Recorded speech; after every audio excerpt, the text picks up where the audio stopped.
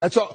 Listen to everybody. Nobody believes in you. What are you prepared to do about it? Don't let no one come into your house, take your meal, do what you need to do today. I'm not nervous. I'm just telling you.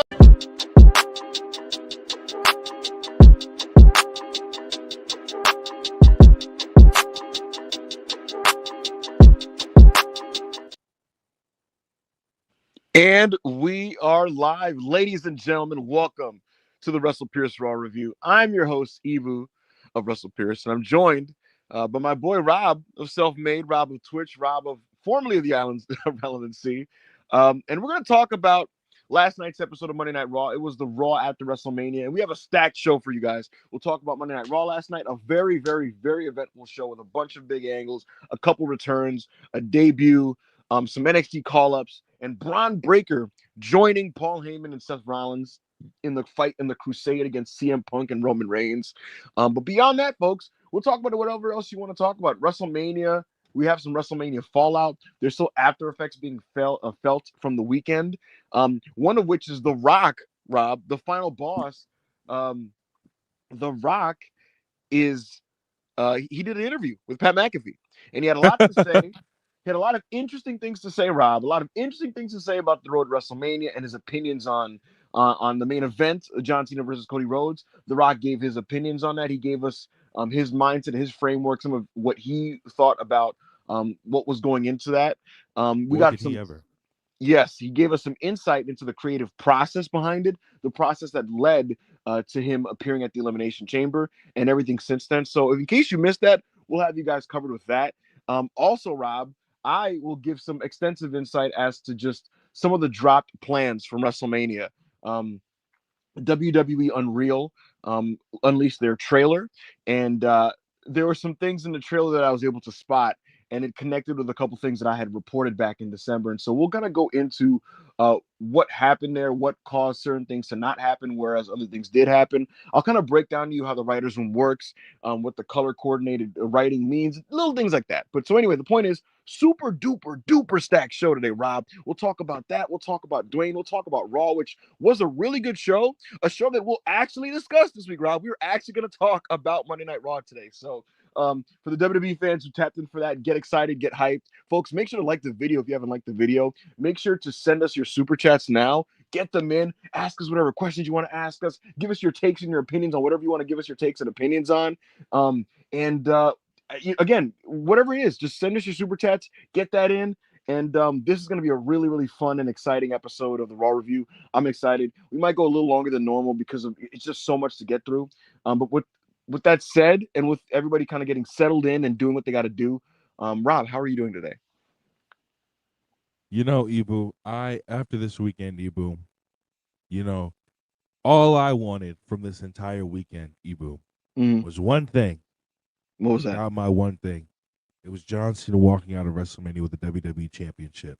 But with that being said, I said it on the show the other day that night one was not good. And night two was good, but it wasn't great. It wasn't spectacular. It wasn't the hit it should have been, right? Mm-hmm.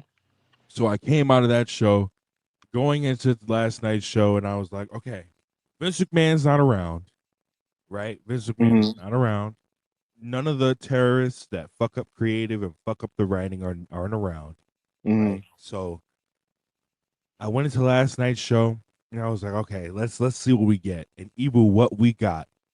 This was the first time we had a true Raw after WrestleMania in about 10 years. It's been 10 years since we had the feeling of a true Raw after WrestleMania, Ibu. And last night, I think they hit on all cylinders. We got debuts. We got returns from wrestlers who haven't been there in a while. We got returns from wrestlers who haven't been there in years. We got a fucking impromptu ECW style match that went about 15 minutes last night. That was spectacular.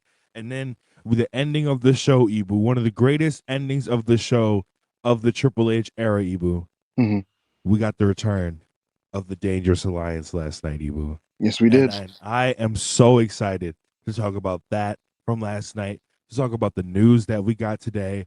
The Rock, bro, Ibu, do you know I literally texted Ibu because nobody had seen this because the Boston Connor dude from Pat McAfee's show had posted it, so nobody had seen it.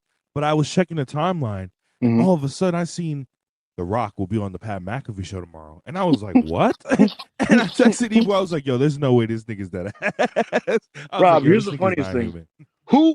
I'm gonna ask the live chat. Who in the chat here was here last night when I was in Russell Pierce Worldwide Atlanta? Who was here? Let me know if you're in the chat. If you guys were here. Let me know. Because we called this, Rob. We literally were joking about Rock being a maniac. And bro, we literally were saying, dog, knowing him, he's going to I said he's going to reappear in May. She was like, yo, he's appearing this week. I was like, nah. But we both agreed, like, he's just going to resurface at some point. And he shows up the next day on the Pat McAfee show. Bro. He's not a real person.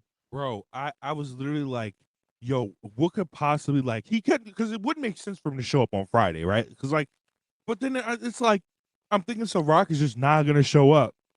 Then, Ibu, the best part, he doesn't even show up in studio. He shows up via satellite, via Zoom call. And it's just like, yo, what? So why did he just, we're going to get into everything he talked about on the show, obviously, but it's just like, if you weren't gonna be, and I want to give a shout out, bro. I want to give them their flowers. This is not dick riding, you know. Guys, I may fuck with Ibu a lot. I may troll Ibu a lot on the shows. One thing I never tell Ibu is he doesn't know what he's talking about when it comes to this. When it comes to this shit, and a lot of you niggas went on the internet and told Ibu that he was wrong. A lot of y'all called him slurs. Y'all tried to call him gay. Y'all tried to call him a lot of things. Y'all tried to say a lot of things about my brother. But one thing he is not 50 to 75% of the time is he is not wrong. So we'll get into that. So, Rob, it was fucking December. It was November and December, and I was on this Raw review, and I told everybody, I gave niggas a heads up. Remember the show where I was like, listen, we're gonna get into the politicians list, and I was talking about how it's a really interesting environment right now. That wasn't out of thin air. It's because the energy in the company was fascinating. Everybody could feel a sense of unease, and everybody knew I got to get my Mania match now. I got to get this shit in now because it's about to get real spooky. And that's why everybody was angling to get their matches in. I talked about it in November. And then literally in December, Paul Levesque had numerous WrestleMania cards. I talked about card number 1, number 2, number 3, number 4. There's a reason why he had them. Some of them were in case of injury. Other ones were in case of maybe if this doesn't work out, we can switch to this match. There's a reason why he did that. He had numerous cards laid out. I pointed this out, Rob, in December. In December. In December. And then the funny part about it is, also in December, for those that have good memory, for the people that are like smart and discerning and like know what's going on, I was on those Raw review shows with Sean Rossap, and we both were talking about two things specifically. The Rock not being at WrestleMania because he was going to be in Maui to do Moana reshoots, and John Cena being Cody Rhodes' opponent. And here's the funny thing about it, Rob. That was going to be a babyface matchup. There were no plans to turn John Cena heel. You know how I know this? Because that idea came far later after Paul Levesque pitched it. And here's the funny thing about that, because I'll get to how this all gets confirmed and tied together. It was going to be a babyface matchup. There was already merchandise prepared for John Cena for every different location he was going to go to, where it was going to have unique location-specific final retirement tour merchandise.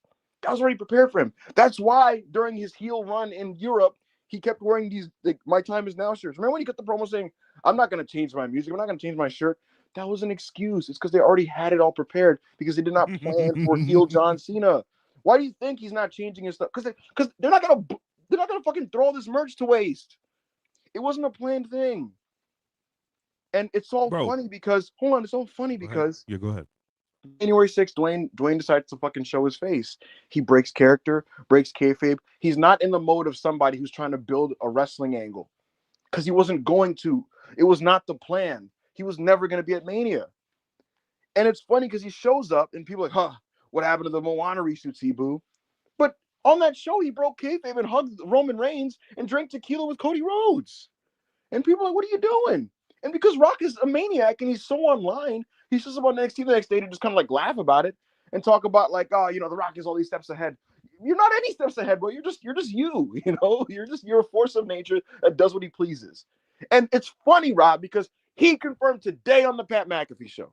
Today, he confirms that the idea to do Elimination Chamber was because Ari Emanuel, not Nick Khan, not Paul Levesque.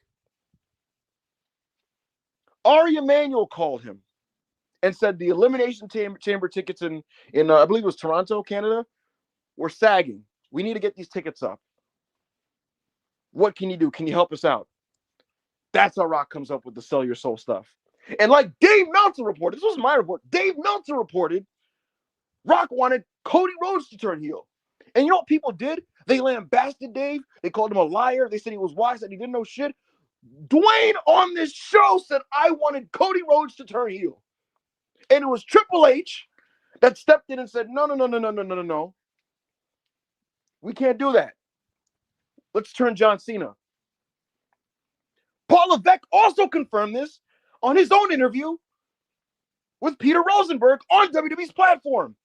So what we're now having, Rob, is an environment where the figureheads of this company are confirming media reports, and if the fans of the company are trying to discredit the media and act like they're liars and they're making things up. Guys, people are getting paid to make things up. These aren't coming from thin air. It's the things that fucking happen. Talk. They're not just fucking... Hold on, That's not a thing that happens with the reputable top journalists in the industry. John Albert doesn't make shit up. Thurston doesn't make shit up. Sean Rossiter doesn't make shit up. Dave Meltzer doesn't make shit up. I don't make shit up. Mike Johnson doesn't make shit up. I always see people making tweets like, oh, they heard it from the third janitor by the creative room. No, that doesn't happen. That's not how it works. That's not fucking journalistic ethics. That's not how that goes. That's not how reporting works. You can't even put shit out when it's single sourced. Or at least you're not supposed to. Paul Levesque, The Rock, they confirmed this entire fucking timeline. The whole thing. And then Rock says, all right, I like the Cena idea. He decided to go with it. And he does the angle in Elimination Chamber. Fucking incredible angle. But Rock reveals, he told them, my work is done. The final boss is time and the story is over. Which is insane. Like, what are you talking about? Yo, this, you got to think about it, Ibu. Think about what he said. When he went to the press conference after New Orleans, and he said, The Rock and Cody Rhodes never has to culminate in a match. The Rock and Cody Rhodes never has to culminate in a match. He did say this. And again, Rob, you know where Rock was this weekend when everybody wanted him to be at Mania? Where was he, Ibu? He was in Maui. Rob, you want to know why he was in Maui, Rob? You want to know why he was in Maui? What was he doing, Ibu? He was doing Moana reshoots!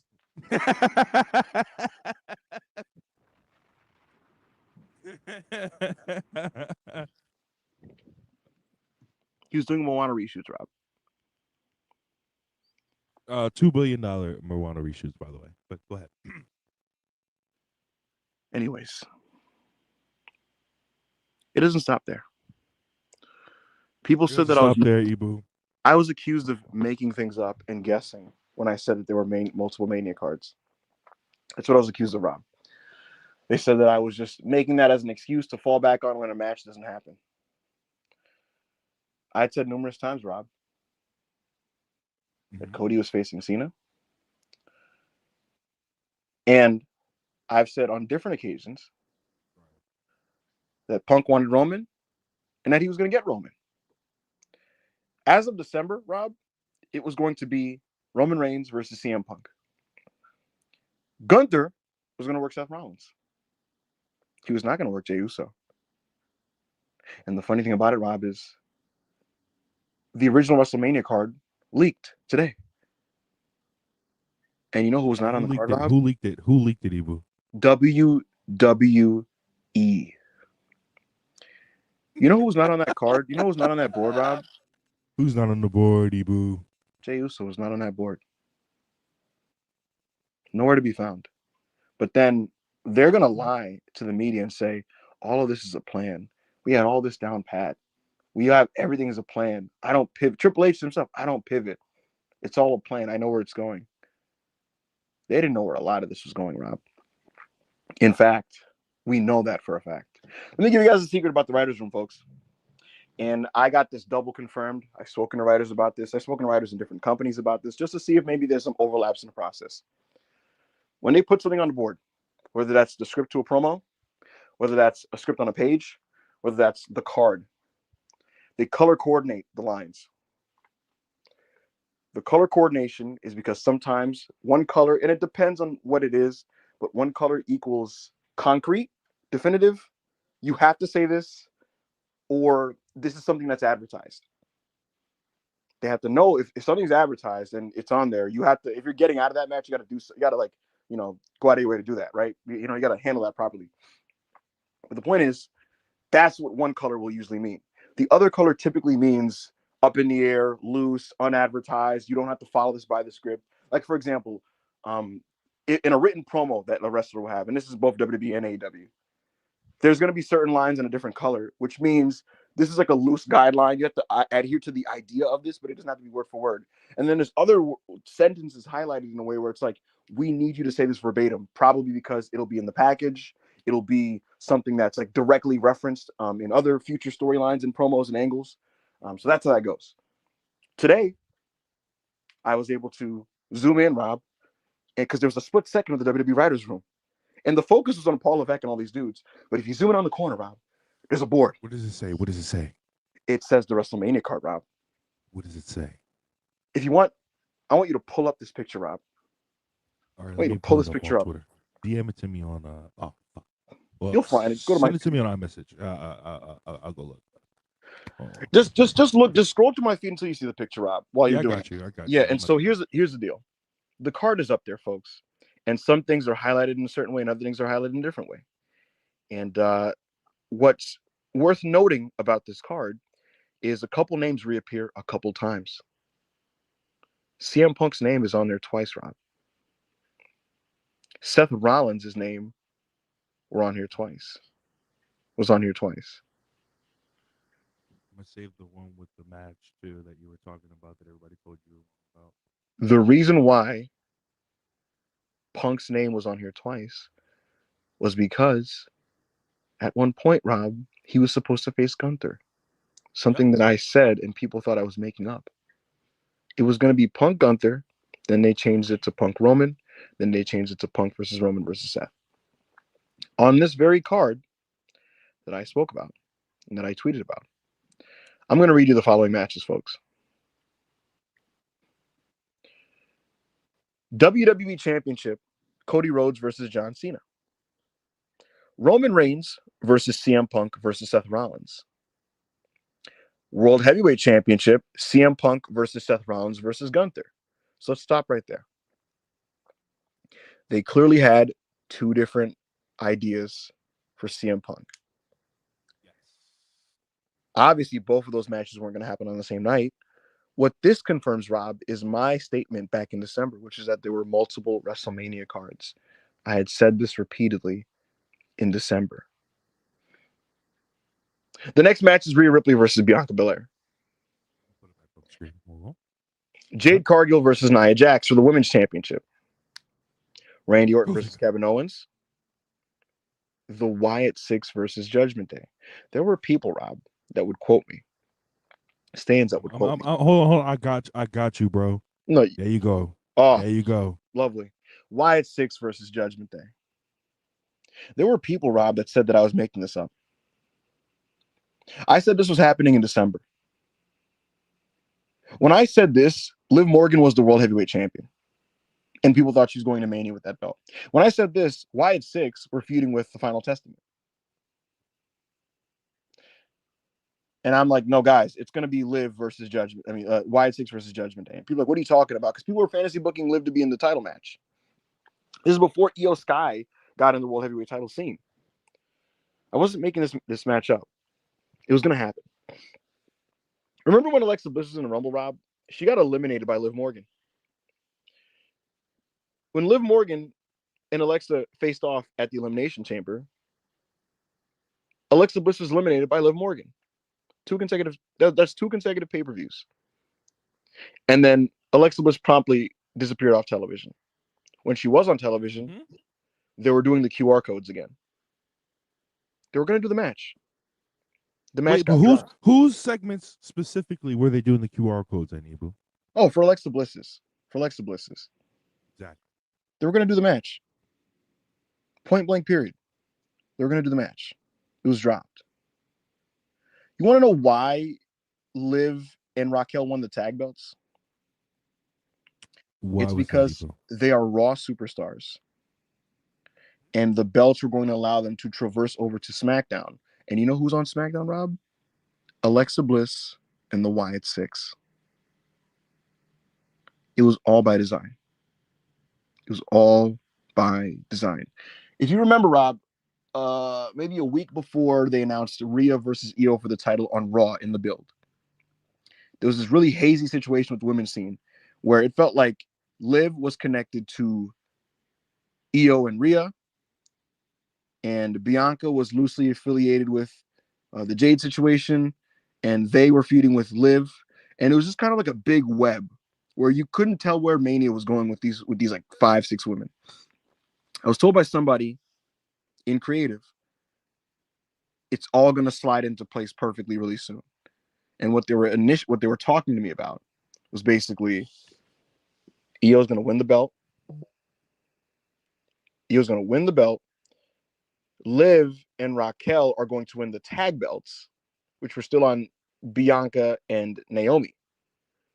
And the person in creative told me Liv and Raquel were going to win those belts, sliding them over away from the title scene. And then Rhea, Io, and Bianca would fight over the world title because Naomi would be revealed as Jade's attacker. And so basically what was going to be a tangled net was going to get untangled. Right. So that's what happened there. In case you were concerned about the other matches on the show. Sure. I'll just read the rest of it. At one point, there was going to be Charlotte and Becky versus Io and Asuka. That's one I actually didn't hear about, so that's interesting. I will tell you this: I had heard about this. I had heard that there was an idea to do a heel duo with Charlotte and Becky, and I'll tell you what, I think it's still going to happen. But that's neither here nor there. I personally think that Becky is going to fight Lyra for the IC belt, and there's going to be a draft of some kind that's going to find Becky and Charlotte on the same brand, and they're going to be a heel duo. That's just my personal belief. Other ideas. AJ Styles, Logan Paul, it ended up happening. Dominic Mysterio versus Bad Bunny. Drew McIntyre versus Braun Breaker. Drew had a lot of ideas for Mania. He personally wanted to work Roman Reigns. That was Drew McIntyre's personal desire. He wasn't going to get Roman Reigns at WrestleMania. That was never something that they were going to do, but that's something he wanted to do. They had the idea for Braun, and then there was a couple other ones pitched to Drew. Rey Mysterio, Chad Gable was on there, and then the bottom two lines are indiscernible. So that's the deal with the Mania plans. Some that were dropped, some that stuck through. And the reason I did this whole exercise, number one, was just to kind of keep everybody informed, of course. But the other thing is I want to make something very clear. I know I took a couple personal victory laps there, which I think personally are deserved, because if someone fucking calls you a liar and shits on you and calls you a bum for months, it's like, I think it's warranted to be like, hey, well, so this is actually true. But beyond any of that, I want everybody to realize something. And I think the Wrestle Pierce audience knows this, because our audience, Rob, is a very smart, discerning, not stupid audience. And our audience sometimes can see through the bullshit sometimes. See, when wrestlers kind of like do what wrestlers do, which is lie, and I say that lovingly. It is what it is. It's part of wrestling. Wrestlers lie. I don't even get offended by it. Penta lied when I said what I said about him going to WWE, and he said my present is AEW. But that's what wrestlers do. They lie. And I remember that. I was live on air, and I said, guys, you know what this is. He's like, come on, But anyway, when wrestlers lie, just be discerning. Just be discerning. When Brian Gowertz tweets things like Dave is a liar, Dave doesn't know anything, I'm not saying you got to kiss Dave's ass, but just know where that message is coming from.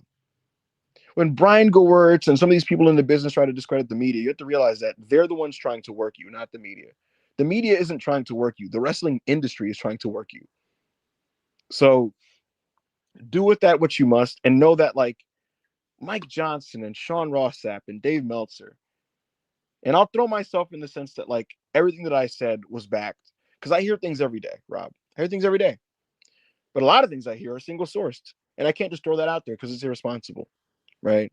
It's something that I shouldn't do. Right? But Yeah. the point is when the top reporters put shit out, it's not from, Joe Schmo, the camera guy. And it's not single sourced. It's stuff that they have on good authority. So when people quote it and kind of go, I don't know about this one, I think it's bullshit. 9 times out of 10, it's not bullshit. That's why we really need to stop allowing people to discredit the media and stop allowing the dumb fans to drown the space with that kind of garbage. It's garbage. These media people are working in service of you, the fan. They're keeping you informed. It's the companies that are operating in their own personal interest.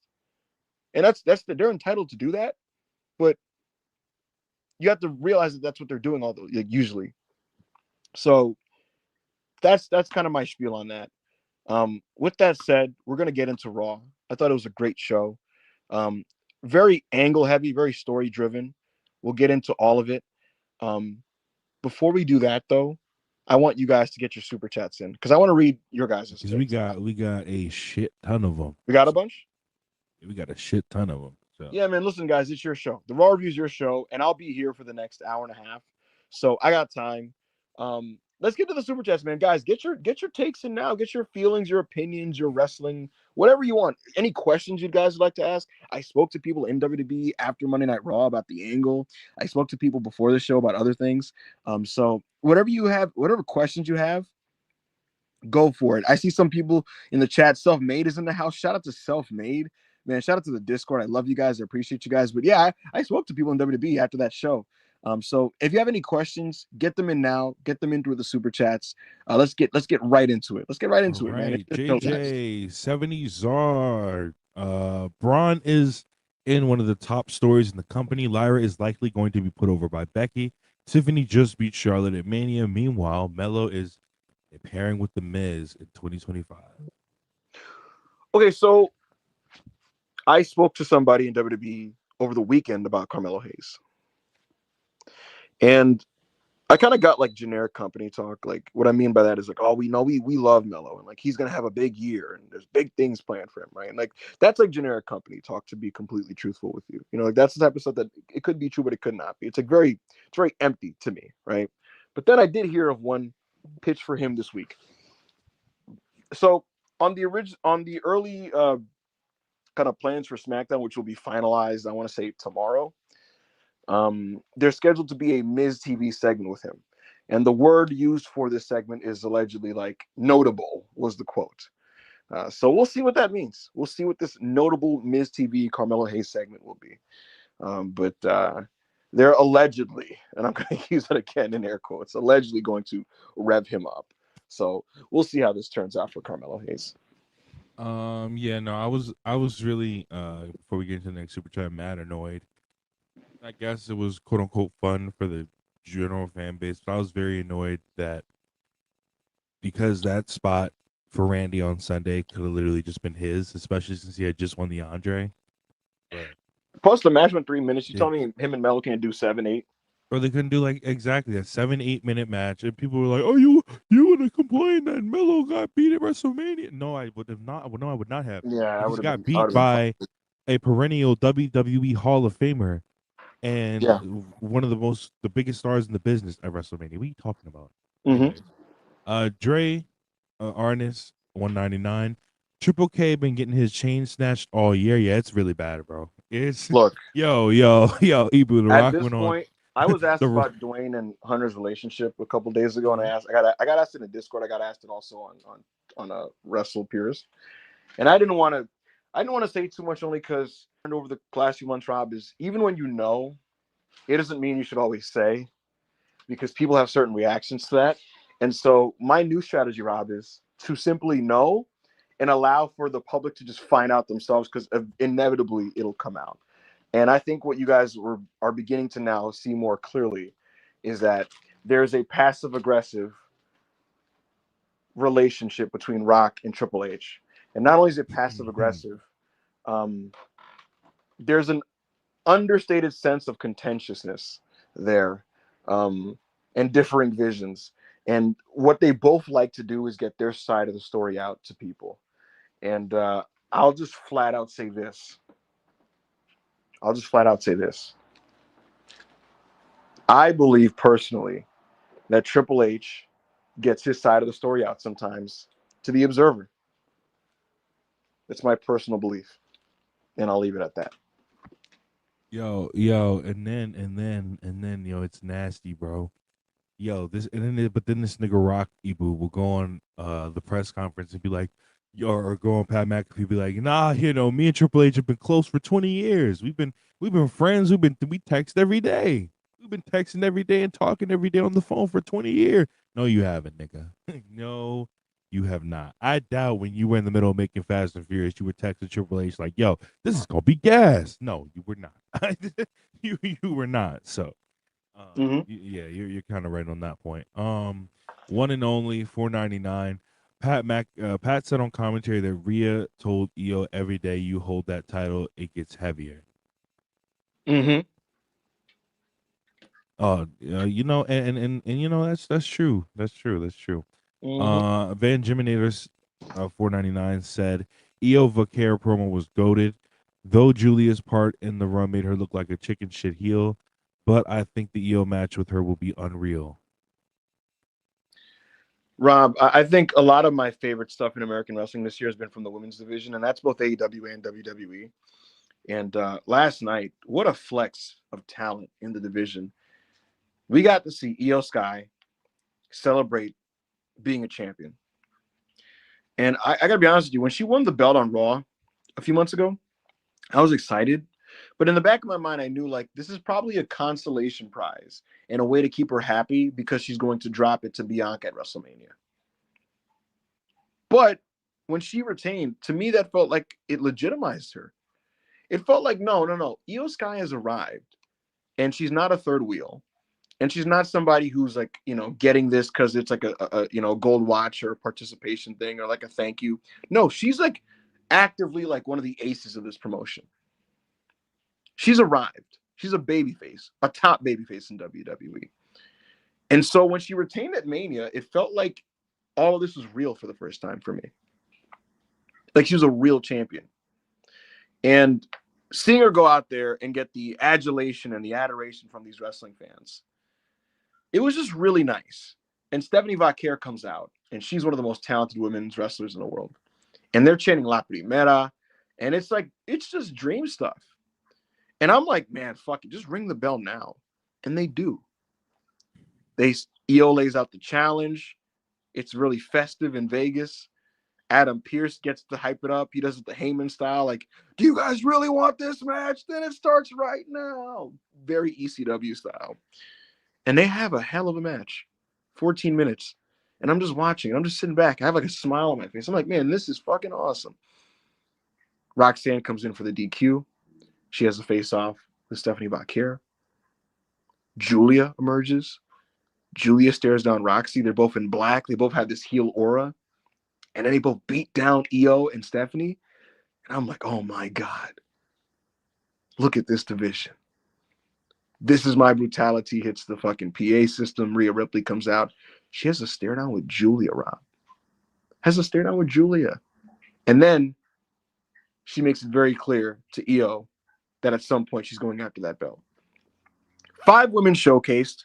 5 women that will be on the main roster once everything is said and done, and the kind of after effects of Mania are sorted out, so to speak. And what I mean by that is, like, there will be an NXT TV special in the coming weeks that they'll announce soon.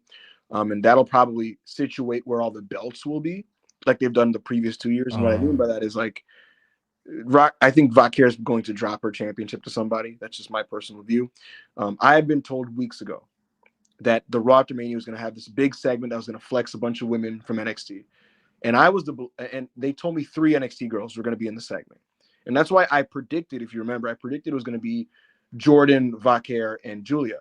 It ended up being Roxanne, Vaquer, and Julia. So close enough. I think all 3 of the NXT women that were on the show last night will be on the main roster permanently, imminently. And I just thought it was all fucking awesome. And I'm going to turn it to you to give your opinions before I make a take that I've been kind of feeling in my soul for a little bit now. But go ahead. No, I thought this was great. Like you said, this had the old ECW feel of the fans really want this, and it would be terrible not to do this right now in this moment when you could do it, especially on a show like the Raw after Mania. So and then Adam Pearce coming out a la Paul Heyman and making the match was great. And then they went out there and they didn't have a stinker, bro. They had a fantastic match. The fans were very into it. They got like 2-3 different standing ovations during the match, and which was surprising due to the where they were, which is like Vegas, which is a big city, usually with a lot of casuals. But the crowds last night was very into this match, and like you said, I'm very excited for the future of all 3 of the women that basically I think got called up last night. Somebody said in the chat they did the heel turn last night, though that's not true. They did the heel turn with Julia when she returned to NXT, when she turned on Stephanie Vaquer that night. So she's basically like kind of been heel, but last night kind of cemented it. And I'm very intrigued to see what they do with the NXT championship after this. I think it goes to either Jordan or Jada after this. So it hit all cylinders for me last night, people. Mm-hmm. Can I be honest with you, Rob? Yo. There's so much talent in this women's division. And it puts me in a place where I kind of look at some of the veteran names in the division that have big status. And I try to figure out what their place is. And I guess what I'm saying is Charlotte Flair, for example. She is somebody that has been pushed for a long time. And she has done great things for this division, for women's wrestling in America as a whole, right? But you watch her, and I think it's very clear that she is a diminished performer. She's not the wrestler that she was 7 years ago, which is okay. That happens.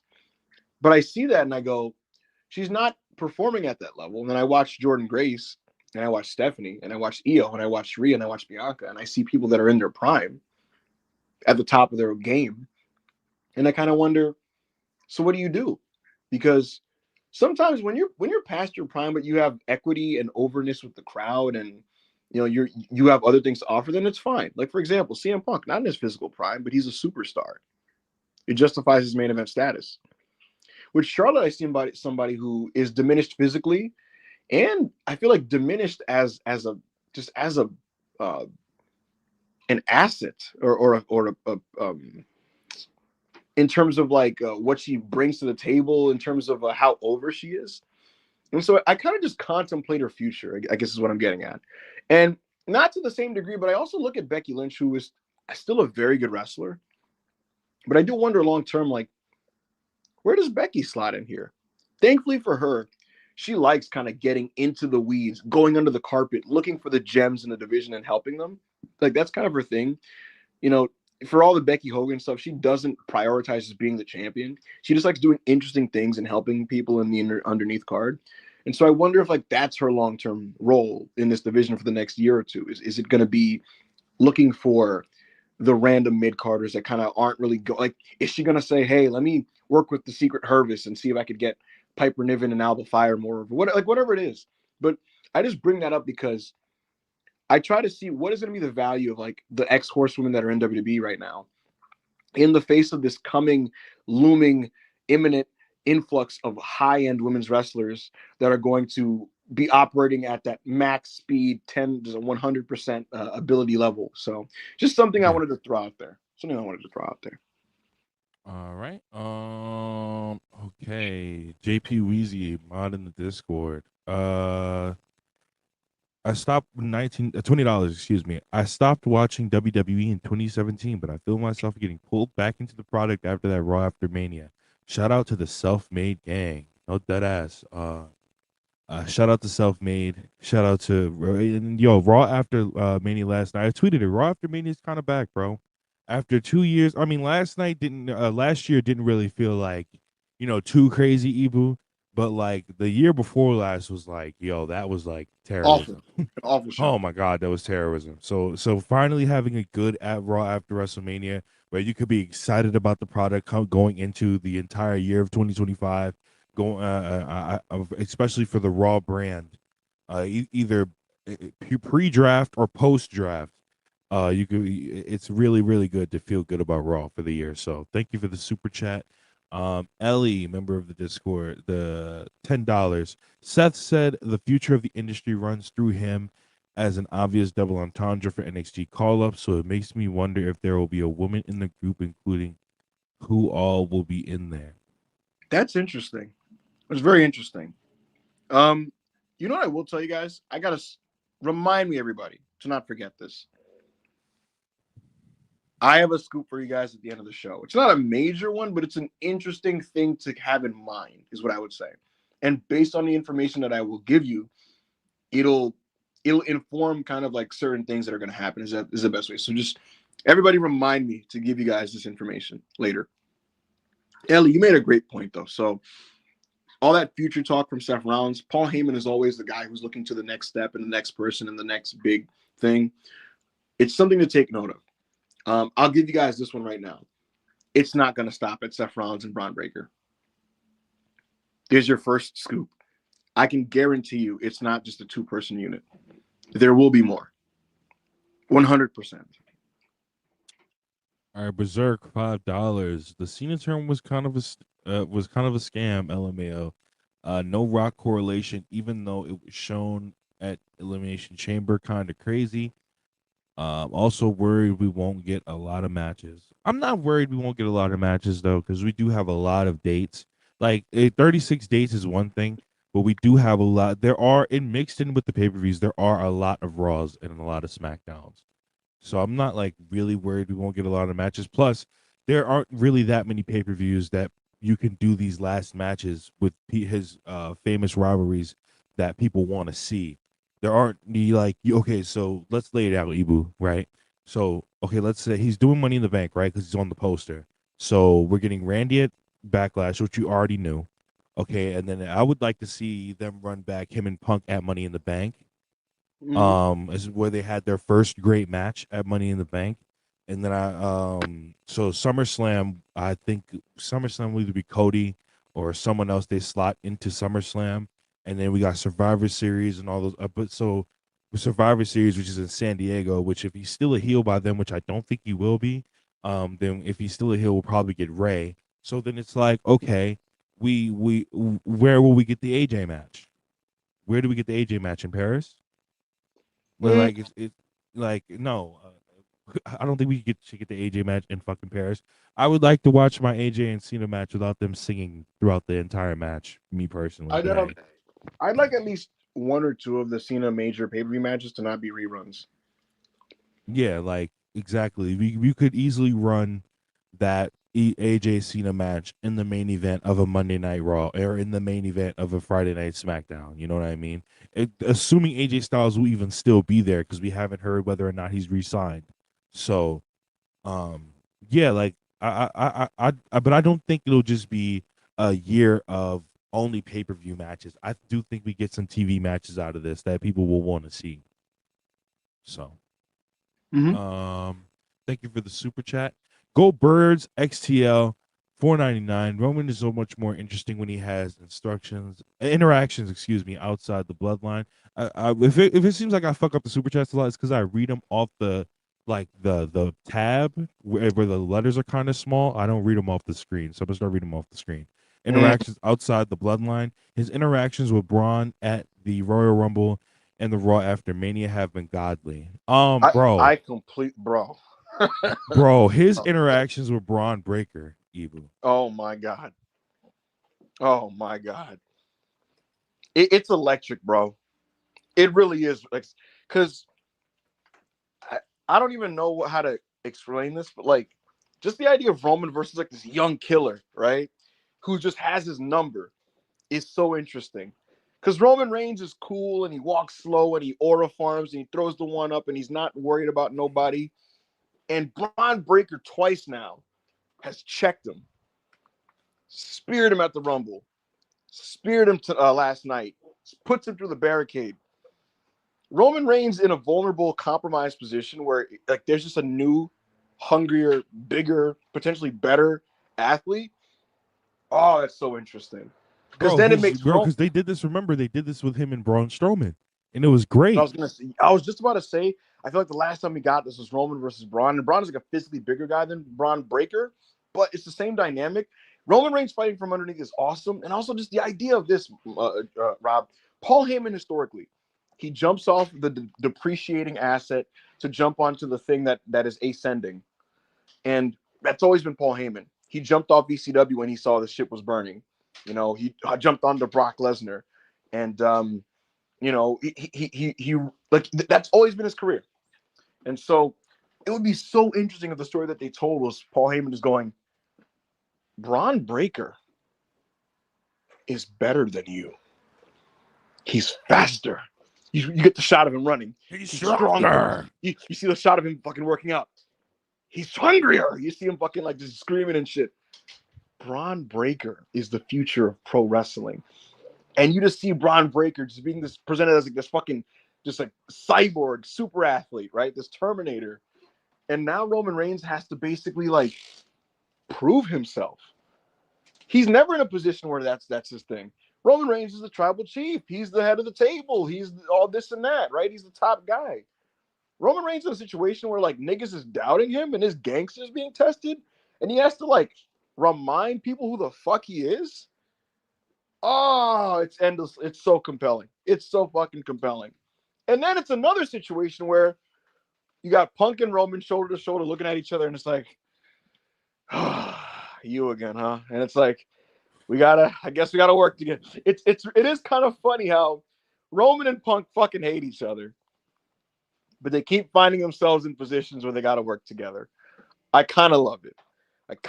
Oh no, it's great because I feel like this like the tag matches the tag match that they've set up, the future tag matches that they've set up when eventually we get more members of this new quote unquote dangerous alliance. Bro, I'm very excited for where this will go, and it's very refreshing after seeing Paul Heyman with Roman for 5 years to see him doing something new and interesting with a talent that I feel like I feel like a Paul Heyman could ascend the career of Seth Rollins. Because Seth Rollins, let's be honest, Seth Rollins is like a top guy, but he's not like a top guy. You know what I mean? Like he's not what Roman Reigns has been for the last 5 fucking years, where he's so here's the deal, folks. You know what I mean? So I'm gonna give you guys some game now. Man, I'm on fire today. I got shit for you niggas. So I spoke to someone in creative, and I spoke to somebody involved with just the process yesterday. And I'm like mentally connecting it to a conversation I had in the past. But here's the gist of what Paul Heyman is trying to do. WWE has recognized that the Bloodline and Judgment Day, as they were no longer going to be able to carry the television the same way. And that the product needed a refresh after WrestleMania. And so they wanted to detonate the status quo and reset it with a new status quo, right? It was recognized that in 2023, the thing that was helping the television was having a top heel stable to center the storylines around and guide everything. They were finding it increasingly hard to write TV without that singular centerpiece guiding force that drove all the storylines underneath it. They said that they expressed that in late 2024, early 2025. It was really hard to put together TV without that, and that the Judgment Day and Imperium and the Bloodline, they made that easy. So here's the thing, and pay attention to this one, Rob. Here's the thing. What was explained to me was this. Paul basically expressed this, and it was expressed by numerous people, but he sees it as Seth Rollins is great. We're going to make him even bigger. we're going to elevate him even more in the short term, like in the next 2 to 3 years. Rollins is going to be a bigger name. And in the intermediary, we're going to make Bron Breakker a pay-per-view main event guy and simultaneously also pick up some other guys and pull on and lift those guys up. So that's, like I said, that's what you can expect. And the fascinating thing about all this, Rob, is, God, it must have been a year ago now. I want to say it's a year ago. Yeah, it was about a year ago now. I had been told that Paul Heyman had a, quote, unconventional idea for Bron Breakker. If you guys remember, if you're a long-time WrestlePeers listener, I didn't hide this. I've been saying this for a long time. I was never told what this, quote, unconventional idea was. I was trying to figure it out. I was asking around. I was assuming things. I was guessing things. At one point, there was ideas for him to be involved with War Games that never came to fruition. But that was also because Gunther's match got changed. Gunther's match got changed for Survivor Series, which then led to the War Games match being changed, and I'll leave that there and let you do your math. But nevertheless, it put Bron Breakker on the back burner. And again, I kept hearing about this unconventional idea. And I will say this. That sentiment was expressed to me by somebody involved with last night's main event angle. And so I'm just kind of connecting a lot of dots, and I'm thinking, did Paul have a loose idea of this whole thing a year ago? I don't know. He might have. It feels like he could have. So that's your information there on the main event angle. Yeah, that's your loose info on the main event angle. In general, what did you think of it, Rob? Fucking Paul Heyman comes out, talks to Seth Rollins. Seth does his visionary shtick. He says it in really slow motion. Punk comes out to fight Seth. Seth curb stomps him. You're thinking that's the end of the segment because they put the fucking the credits up. It said Paul Levesque, Lee Fitting. You're thinking the segment's over. I'm like, oh man, like that's it. That's your post-Mania angle. That's it. And then boom, Roman Reigns' theme hits, and you're like, oh shit. And in my head, I'm like, please let Bron Breakker come out, please, right? Yo, literally, I was like, when is he gonna come out here? Because I thought it was just gonna end with Roman standing tall. So I was like, no. So here's the deal, Rob. What the fuck is Bron? When he Superman punched Paul Heyman, I was like, they're not going to give Roman his get back spear on the night after. You don't do a big turn and a big angle and let the babyface get their heat completely back, because Paul Heyman getting speared is the payoff, right? So when he's setting up the spear, I'm like, no, somebody has to cut him off. Plus, the camera switches to a tight shot of Roman Reigns. And when a production is doing a tight shot like that, that means someone's coming in from off frame. Yep. And so I'm like, Roman's like setting up the spear, and he's like, ooh, ah. I'm like, oh my God, someone's coming in. Boom, spear. I'm like, oh, let's fucking go. Bron takes the hood off. It's Bron Breakker.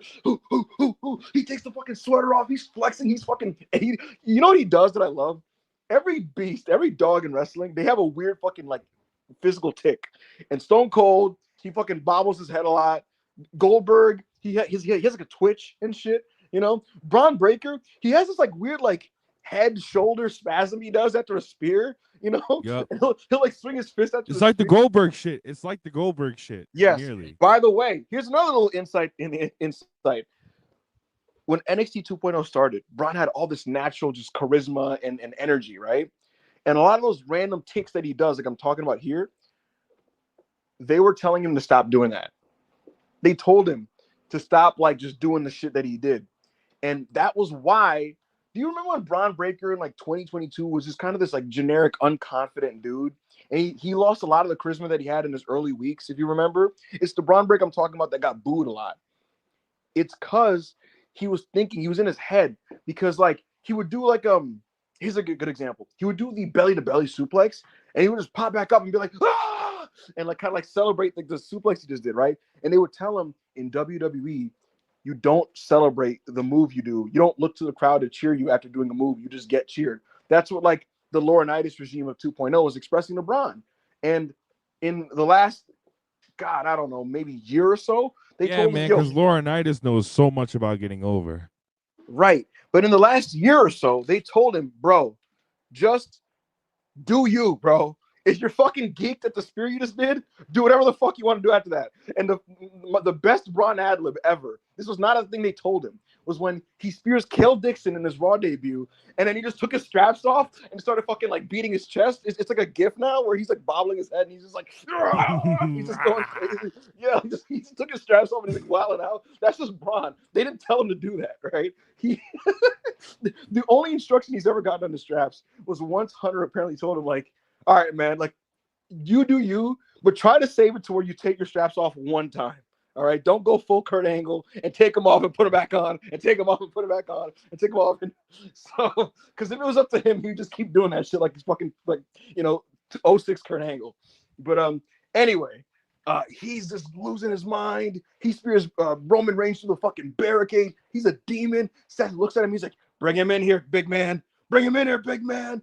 And he's grabbing Roman by the head, right? Well, Bron Breakker is. And then Roman's looking at Punk as Punk gets curb stop. Bam! And folks, we have the launching of the new Dangerous Alliance. Seth Rollins, Bron Breakker, more to come, as reported by Backup Hangman. That was the ending of Raw. And that was the beginning of your new status quo. Again, I have more on this at the end of the show. Remind me to speak on this. I will have more on it. I thought this angle was fucking fantastic. It's the type of thing that leaves you optimistic for the next few TVs because you can look forward to new members and you can look forward to that 2023 vibe of just kind of like heroes and villains fighting each other. What did you think about it? And I'll get into it after I get into this segment. Ibu, I seen your tweet. I seen your tweet when the show was ending, after like Punk came out and they got curb stomped, and then Paul just like kind of like they were ending. It seemed like they were ending the show. They threw up the logo and everything. And you like I'm gonna upload the Twitch VOD later, but you can see me on Twitch, and I was just like, nigga, that's it. Yeah, bro. I was like, yo, what? Like that's Rob, it. I tweeted. That's not a closing angle on a Raw after Mania, bro. I'm like, come on, bro. Yeah, and then they're throwing up the watermark, and then I'm just, bro. like, I saw that. I was like, no, bro. Are you serious, no fucking bro? way. Like I see the Paul Levesque, the Lee fitting, and I'm like, oh fucking brother. But then Paul starts talking, and they don't cut it off. I'm like, yo, I literally go, please don't cut it off, please don't cut it off. But then they never cut it off. So Paul keeps talking, and he keeps talking, and he's like, but that's because yada yada yada. And then all of a sudden we get the do. And I was like, oh shit, because nobody expected Roman to show up, by the way. We all thought that nigga was like back in Miami or wherever the fuck he be at. So nobody, or Pensacola, wherever the fuck he be at. So nobody knew Roman Reigns was there. So Roman Reigns comes out, and Roman Reigns comes down to the ring, spears Rollins immediately, like one of the best spears he's ever hit on Seth Rollins. And then he fucking Superman punches, what's his face? And then all of a sudden, I'm sitting there and I'm waiting and I'm waiting and I'm waiting. And then he goes to hit the spear. But like you said, Ibu, when they do the close-up shot, you know somebody's coming. You know somebody's coming when they do the close-up spot. They do the close-up spot, and all of a sudden, out of nowhere, Bron Breakker comes in and hits the fucking spear. And Ibu, it's finally came, Ibu. And then they go outside of the ring. He spears him. They go outside to the ring. Roman hits it. He goes for the spear the first time. Roman hits him with the whatever the fuck, and then he goes all the way around the ring on the other side, spears him through the barricade. Then he brings him back in the ring, and they just whoop their ass some more. Yo, I'm so ready for this new Dangerous Alliance, bro. I'm so ready. You heard? What's good, Ayo? What's good, Ayo? What's good? What niggas talking about? We're talking about the closing ending. angle of Raw. We're talking about the rebirth of Roman Reigns, who now has to fight a younger, stronger soldier, and how it's going to put him in a position to where he's not going to be the nigga that he had been. He has like something to prove, and how that's like much more what's the word I want to use?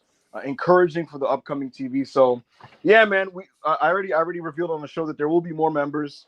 We'll I'll get into a discussion with Rob about who these people should be in our opinions, but there will be more members. Bron Breakker starts. Wait, do you know who they are? No, I don't, but I have information on the decision making process. Do you have names that have been pitched? I do. Seems like that's something that we could run a space on in South May. The thing is, I'm trying to get a double source on the pitch. I don't want. Oh, okay. Yeah, I don't want to. I don't want to throw that in. Wait, put him in the private chat real fast. I want to see. Yeah. But yeah, There you go, that Al. was the ending. That was the ending of Raw. That was the ending of Raw. It was great. There was a couple people that I'd be pretty upset about because I don't want these niggas getting the rub. But I'm cool with this. This is cool with me. Oh, okay, hey, give me yours. Go ahead. Hey man, Go. if niggas put Ricky Strokes and all ego in there, I would have been tight. I would have been tight, nigga. Could you imagine if all you heard was just like? Then I also would have been like, yo, has gotten absolute. But also, this would have had pretty like it would have been a good opportunity for like Ricky to get like a light and like talk his shit, but like then I would have been like there would be like a ceiling on how good these matches could be. But imagine like a trios with like the trios matches with Bron and these two niggas that you just oh said. My god, that'd be pretty disgusting. But yeah, I can't wait, bro. The other name you mentioned there, AO. AO likes a Fed angle. Word to mommy, I haven't seen it yet. But people whose opinions I trust in WWE, not Ibu or Rob, but people whose opinions I trust in WWE said it was good. So I assume it was good. I'm gonna watch it. Whenever I get to it. If somebody like tweets the whole angle, I'll watch it. You know what's funny, AO? And this is not to dunk on this guy because I don't have anything against him. There's like this one Punk fan account who was really disappointed that like Punk was left laying like for dead at the end because the ending scene, AO, is Bron Breakker just like putting Roman in like a fucking choke, like just literally just putting it like he's just putting him in a chokehold, right? And Punk is just laying there dead as Seth stands over with Paul Heyman. And the guy basically said, like, man, like, why do they keep doing this to Punk? And I tweeted, like, bro, CM Punk will not do 5 clean jobs in the remainder of his career. Like, you don't have to worry about him being presented weak, bro. Like, that's not a thing you ever have to worry. He will be okay. There's no need to worry. So how long has Punk been in WWE now? A year and a half. You've seen him get pinned once, my nigga. Like, let's relax. Let's relax, bro. He's going to be okay. Like, he's going to be all right. Oh, my God. Let's go to the next super chat, Rob.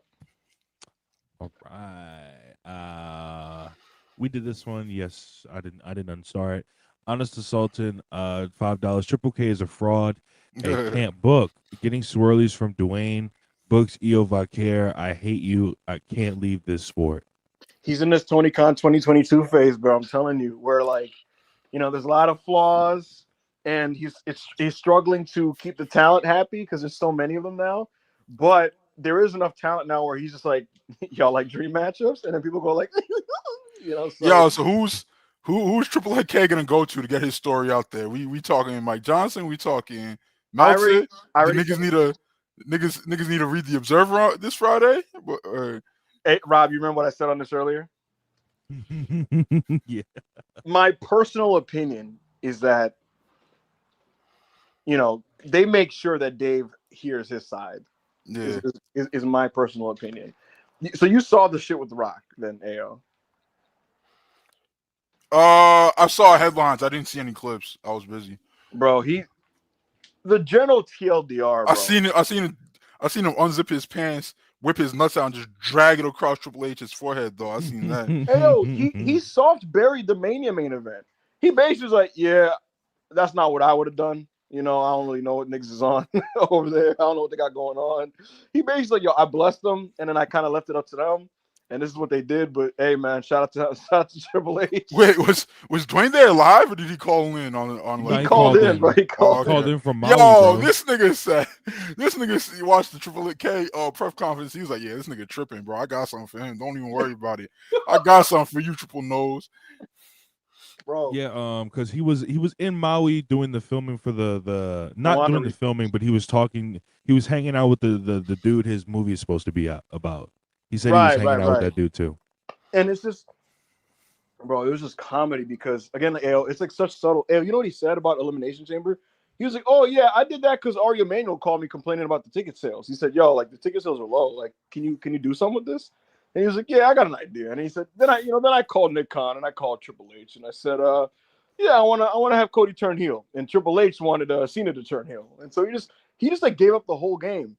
And yo, that nigga said, I don't know what the fuck Triple H is booking, but whatever he was booking wasn't selling Elimination Chamber tickets. The final boss had to step in, nigga. He did it a couple times. It wasn't.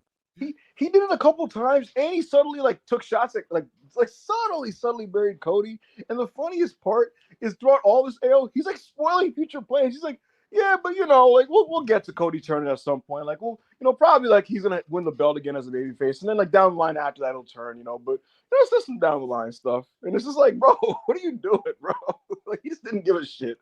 It was incredible, and I said this earlier, but we're gonna continue to see a passive aggressive situation where Hunter and Rock are gonna continue to do interviews where they just get their side of the story out for mad shit. That's what's going to happen. They're going to continue to get their sides of the story out. And they're going to go sometimes in contradiction to each other, and you're going to have to be like, wait, what's actually happening? But the thing that nobody noticed, AO, last year they did a WrestleMania documentary showing like the behind the scenes, and it was delayed 2 months. Triple H on Rosenberg basically said, yeah, it was delayed because they were trying to figure out like the bullshit version to sell, which is crazy. I'm crying. Yeah, he was like, yo, because niggas was lying on that shit. That's why it got delayed. So we'll continue to monitor this. But Anas, thank you. Amari 316, $5. The Rock is a very interesting guy. This nigga kind of exposed a lot of stuff. Also, SRS, Ibu, and Dave were 100% correct all along. I didn't even know you could say nigga in super chat. Yeah, you can't, bro. They typically don't let you send that shit. What the fuck? What the fuck Amari got going on? Nigga hacked you too? I don't know. Amari, thank you. And yeah, bro, like I said, bro, like y'all can speak. Listen, man, you can either believe Brian Gewirtz and these dumb WWE blue check accounts that say, the media doesn't know shit and they make things up out of thin air, or you can just give the top journalists, and I'm not putting myself in that, but like just give the top journalists the benefits of the doubt on this type of thing, because typically what'll happen is they end up getting proven right when their stories get corroborated by people within the company. And my thing is, right? Yeah. These people who lie for a living, they lie for a living, bro. They're professional wrestlers. When they dunk on a story that's like, and I'm not saying everything the media puts out there is true, but like when they dunk on a story with somebody who like has a good rapport, the same people that these drones cry about ruining everything for them, right? Oh my God, I miss wrestling before the dirt sheets. Does anybody else miss when there were surprises in wrestling? There are no surprises anymore. So how can you tweet that on Tuesday and then on Thursday you're like, oh my God, Gorge just owns that mark of a quote unquote reporter. He just owns that mark. These guys don't know anything. Bro, 48 hours ago you were just crying about how they ruined all the surprises for you. So is it Uchiwali or is it one mic? That's what I'm saying. Like, no offense. It's like a sign of like low intelligence, bro. How can it be both? Because it's the same people doing this. It's the same people doing this, bro. Yeah, no, I agree. It makes no fucking sense to me. And again, to me, it's a culture that gets fostered by certain people and they forward it. And realistically, look, I'm not saying Dave Meltzer's perfect. He's far from perfect. No, he's not, bro. Like he does get a lot of stuff wrong. But like if when it comes to like main event, like major WWE plans, bro, like he's pretty on the money most of the time. Yes, and he, I won't say why, but he's pretty on point with the reporting. Who he talking to? I ain't never played the game. No, but anyway, for the jokes aside, I'm kidding. Hands up. I'm kidding. Hands up. It's all about the game.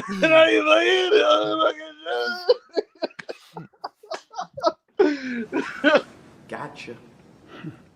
Hello? And they're going for he's sucking his cousin's dick. No, could you man? Hello? Wait, what? Listen, could you imagine, Rob? Niggas get a private number phone call. He picks up while he hears like, look, Dwayne's full of fucking shit. Off record. We're doing fucking Cody and Cena. I was gonna turn Cena heel because he wanted to fucking turn Cody, which is bullshit. That didn't happen, folks. Dramatization. I'm just joking. But in all seriousness, what I was just getting at is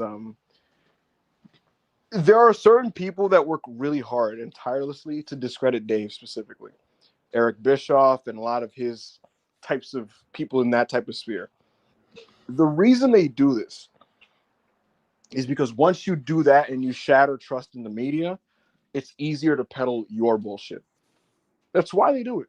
It's that simple. And I want wrestling fans to, I'm going to repeat what I said earlier. Be discerning as a fan. Just be discerning. Question everything, of course. Don't take everything at face value and realize that the people trying to work you aren't the people in the media. It's the people in the business because they're going to serve their business. So that's that. Thank you, Amari. All right. Okay, let's. Not Josh Toffee, $4.99. Random, but why is nobody talking about how awful the roast of WrestleMania was? Some of the stuff I'm hearing coming out of it was bad. Well, it's not being talked about in a widespread way because there's not a lot of information on it except what certain people have said and some of the leaked clips. Yeah, if there were more clips out, then people would. Yeah. Like, people will read a sentence and be like, "Oh, that's pretty awful," but like if you're seeing the clip itself, like, that would really get people like upset. But my general opinion on everything I've read and watched is it's just mediocre to terrible edgelord comedy. And I'm somebody, I love stand-up. I grew up on stand-up. So I've seen a lot of stand-up. I've seen good stand-up. I've seen bad. It was just like Carlos Mencia tier stand-up. I used to watch the Comedy Central roasts. And again, it's just kind of like, it's very just 2006 ass, low-hanging fruit, low-brow stand-up. And I'm not somebody who's like this is just me and my sensibilities and my mileage with things. I'm not someone who gets easily offended by stuff. And I also don't think it's my place to be offended on behalf of other groups. However, again, from what I just saw, it was just kind of like shitty, bad edgelord stand-up that obviously, had there been video of it, it'd be its own shitstorm. But there's just not a lot of stuff that's circulating. That's kind of why there's not more outrage or just conversation about it. But look, I think Tony Hinchcliffe is a pretty lame comedian, and like that's known. And his way of the other thing about comedy, and this is my personal philosophy, I think like you should probably like punch up generally, and he loves to punch down a lot. He loves to punch down a lot, and I don't know, not my cup of tea at all. But thank you, Josh. Mass $4.99. This will be a perfect time for Melo to join Heyman's group. We just told. Well, we. Boy, slow down. What you think about that, AO? Yo, like, come on, bro. Yo, Evie, you wanna? What's up, bro? You wanna let these niggas know about the spirited debate that was going on in SmackDown? No. No, I don't. No, I don't. Mass. Yo, my thing. I want to ask a question, Drones. Why were you niggas, knowing that the Andre the Giant Battle Royale means nothing, why were you niggas on Friday acting like, oh, the push starts now? The push starts now, and celebrating and running around, and then you were doing that Friday, and then on Monday you were like, everybody was like, what did Melo do to the office to piss them off? Why doesn't he get anything that Lyra, Bron Breakker, or who's the third one? Tiffany Stratton gets. You niggas were just pretending that the Battle Royale meant something on Friday. You knew that was bullshit, but you did it anyway. Mm-hmm. So I'm gonna let y'all know this right now. Melo's not fucking joining the Dangerous Alliance, my nigga. He's not getting anywhere close to it. All right, he's gonna keep doing Melo Don't Miss, and you're gonna like it. And when he pins Tozawa again, you're gonna be like, huh, told you the push started now. I'll say this. He is currently not earmarked to be in the Dangerous Alliance, but we'll see what happens. I was told this, Sayo. So they're gonna be doing a Melo Don't Miz TV segment this week. And the word I got told for what happens in it is, quote, notable. So we'll see what that means. Does that mean he gives Miz a brain buster and kicks him out? Does that just mean they're going for the belts, like some tag belts? Does that mean Omos shows up? Does that mean I don't know what it means? Is Trick Williams getting called up in Lincoln? I don't know. Whoa. Wait. What was the name? This could be a faction. Oh, Melo Don't Miss. Yo. Wait. Say that last this one could again? be a faction, bro. Oh, Melo Don't Miss. Omos, Melo, Mike Mizanin. Just running around. Yo, Raw got the Dangerous Alliance, but SmackDown got Oh Melo Don't Miss. What about niggas picking up what I'm putting down, bro? This is guys. What about whoop that trick Melo Don't Miss? Whoop that trick. Oh, Melo Don't Miss. Trick Williams. Omos. Carmelo Hayes.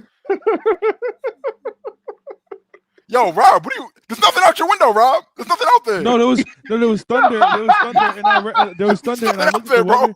We're talking about really important stuff. No, there was thunder, and I looked at the weather this morning. Said it wasn't gonna rain, but apparently it's raining. Yo, Rob is hilarious, bro. I noticed Rob finally got rid of the pervert lighting in his room. Oh yeah. No, it's still there. I just don't use it. BDSM lighting. Bro, okay. That nigga used to have that Sanders Sharp lighting in his room, bro. Come on. I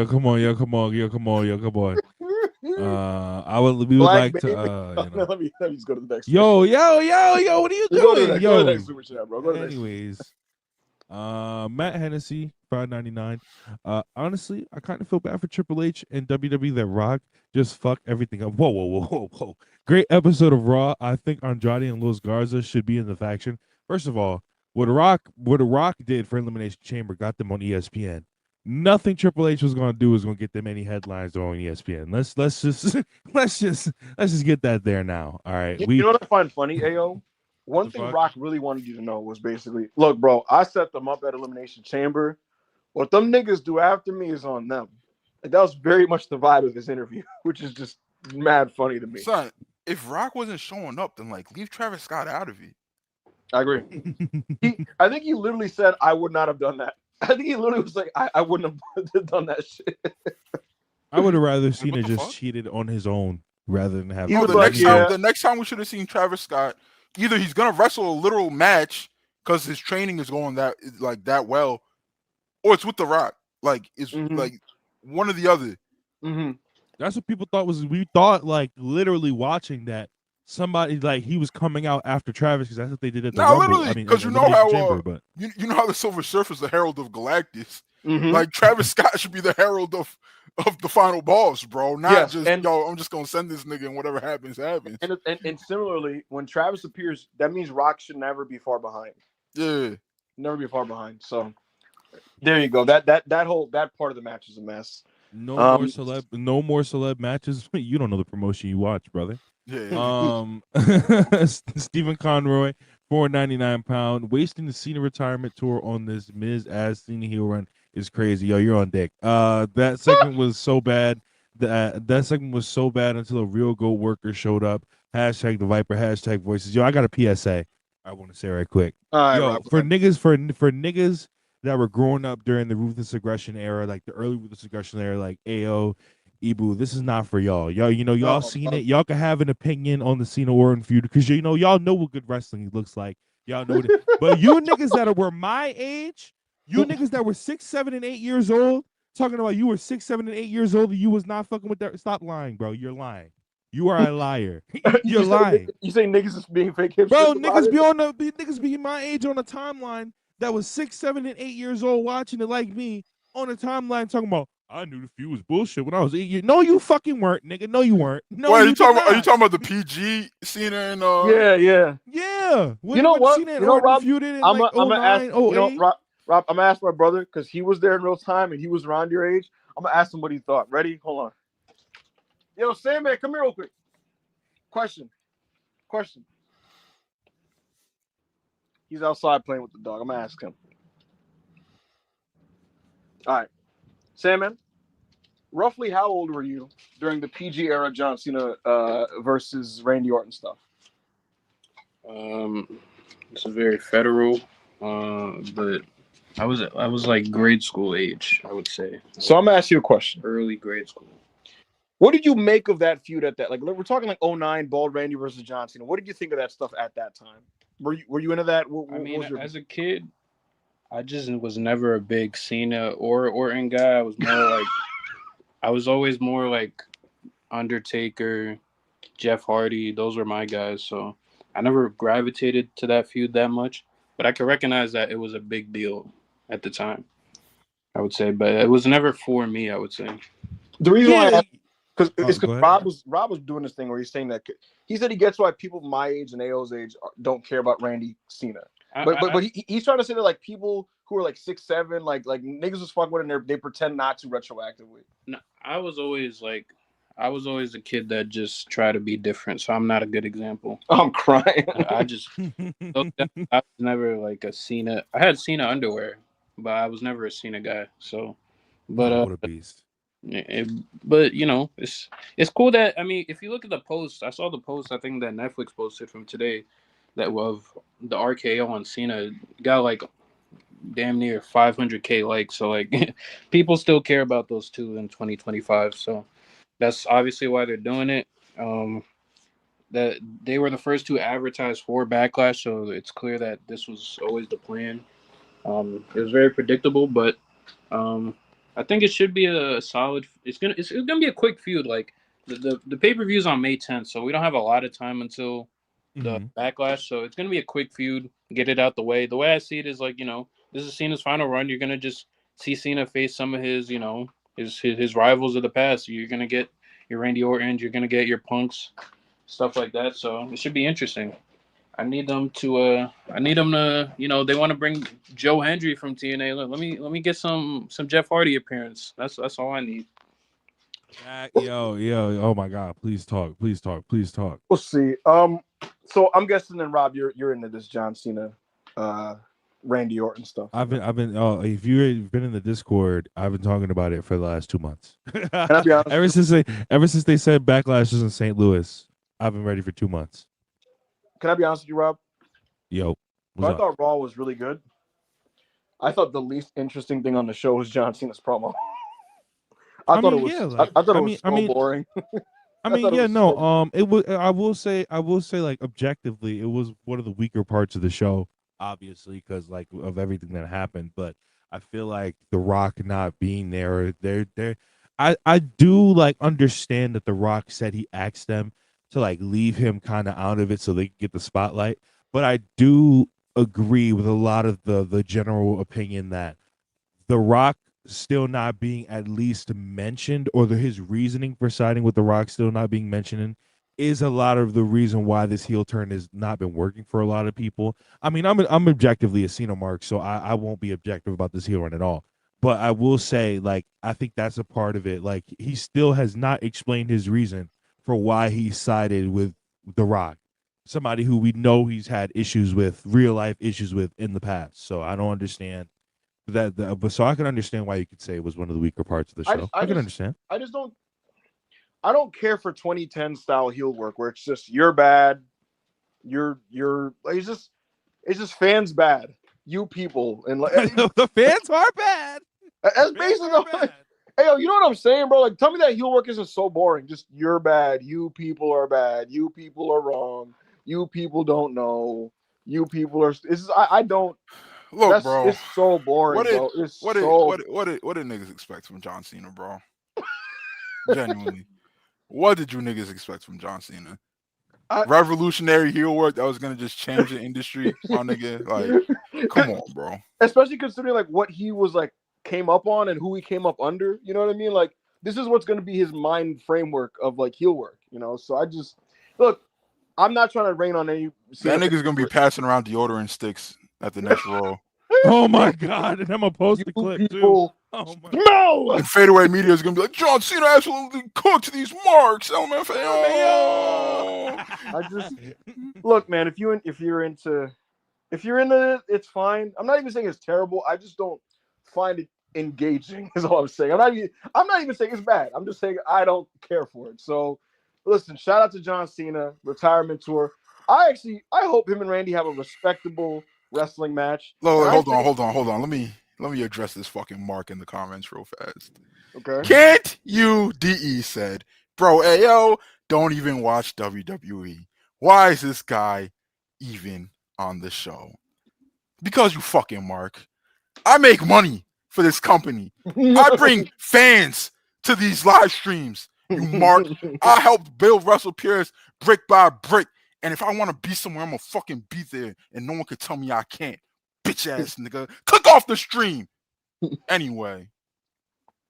Yeah, AO's a friend of the channel. So he gets carte blanche. But he's here because I said he could be here, nigga. What the fuck? What the fuck? Because we said he could be here, nigga. What the fuck?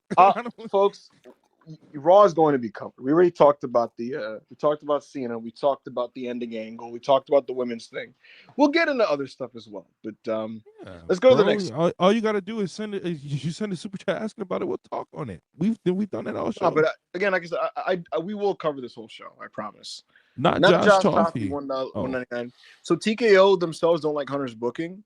They don't give a fuck about Hunter's booking. They give a fuck about money. If tickets are down, if tickets are down, they will simply just call Dwayne and ask why this is and if you can fix it. Ari Emanuel isn't going, hey Hunter, why did you book Stephanie versus EO last night? They don't care about that. Yo, if there's a trend of tickets being down and niggas keep calling The Rock, he's gonna be like, bro, I can't drop everything I'm doing to help Hunter sell tickets. But hey, man, maybe we should look at Gerwitz being the head writer. I don't know. Maybe we should look at Gerwitz taking over the book.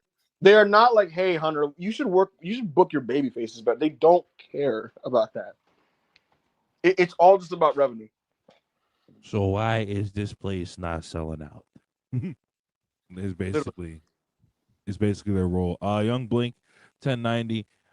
Big EO getting her promo time. Yeah, she got a promo time. She got a good promo last night, I thought. She's arrived. She's officially just like one of the aces of the company, like I said earlier. So I'm so happy for her. She's one of my favorite women's wrestlers in the world, and she's on form right now. And it's really nice that she's getting what she deserves. Absolutely. Name I won't say ever again. $4.99. At least Trick has a few good matches and can talk. Lola is even more green and cannot talk with no standout moments. Why bother to call her up? Who talked about Lola Vice getting called up? Nobody said that she's under consideration for a call up. I don't know anything about that. What? I mean, well, I heard about her in January when they were doing the fake transfer window thing, but nothing since then. I'll say this about Lola. I think she could easily be a SmackDown mid-carder right now, but I don't think she has the skill set to be a main event wrestler right at this very moment. And so the question is, do you want to just call her up and have her be someone that can be a body that can help out and fill the depth? Or do you leave her in NXT to maybe try to get better and see if when she comes up, she can be a main event person? I don't know if she ever reaches that, so I'm not really sure. I really don't know. But I don't mind her getting called up. The difference between her and Trick is not even like, at least Trick has a few good matches. Trick was there in 2021. She's been there like 2 years, literally, at this point. So, of course, she's still going to be green, whereas Trick has been there since 2021.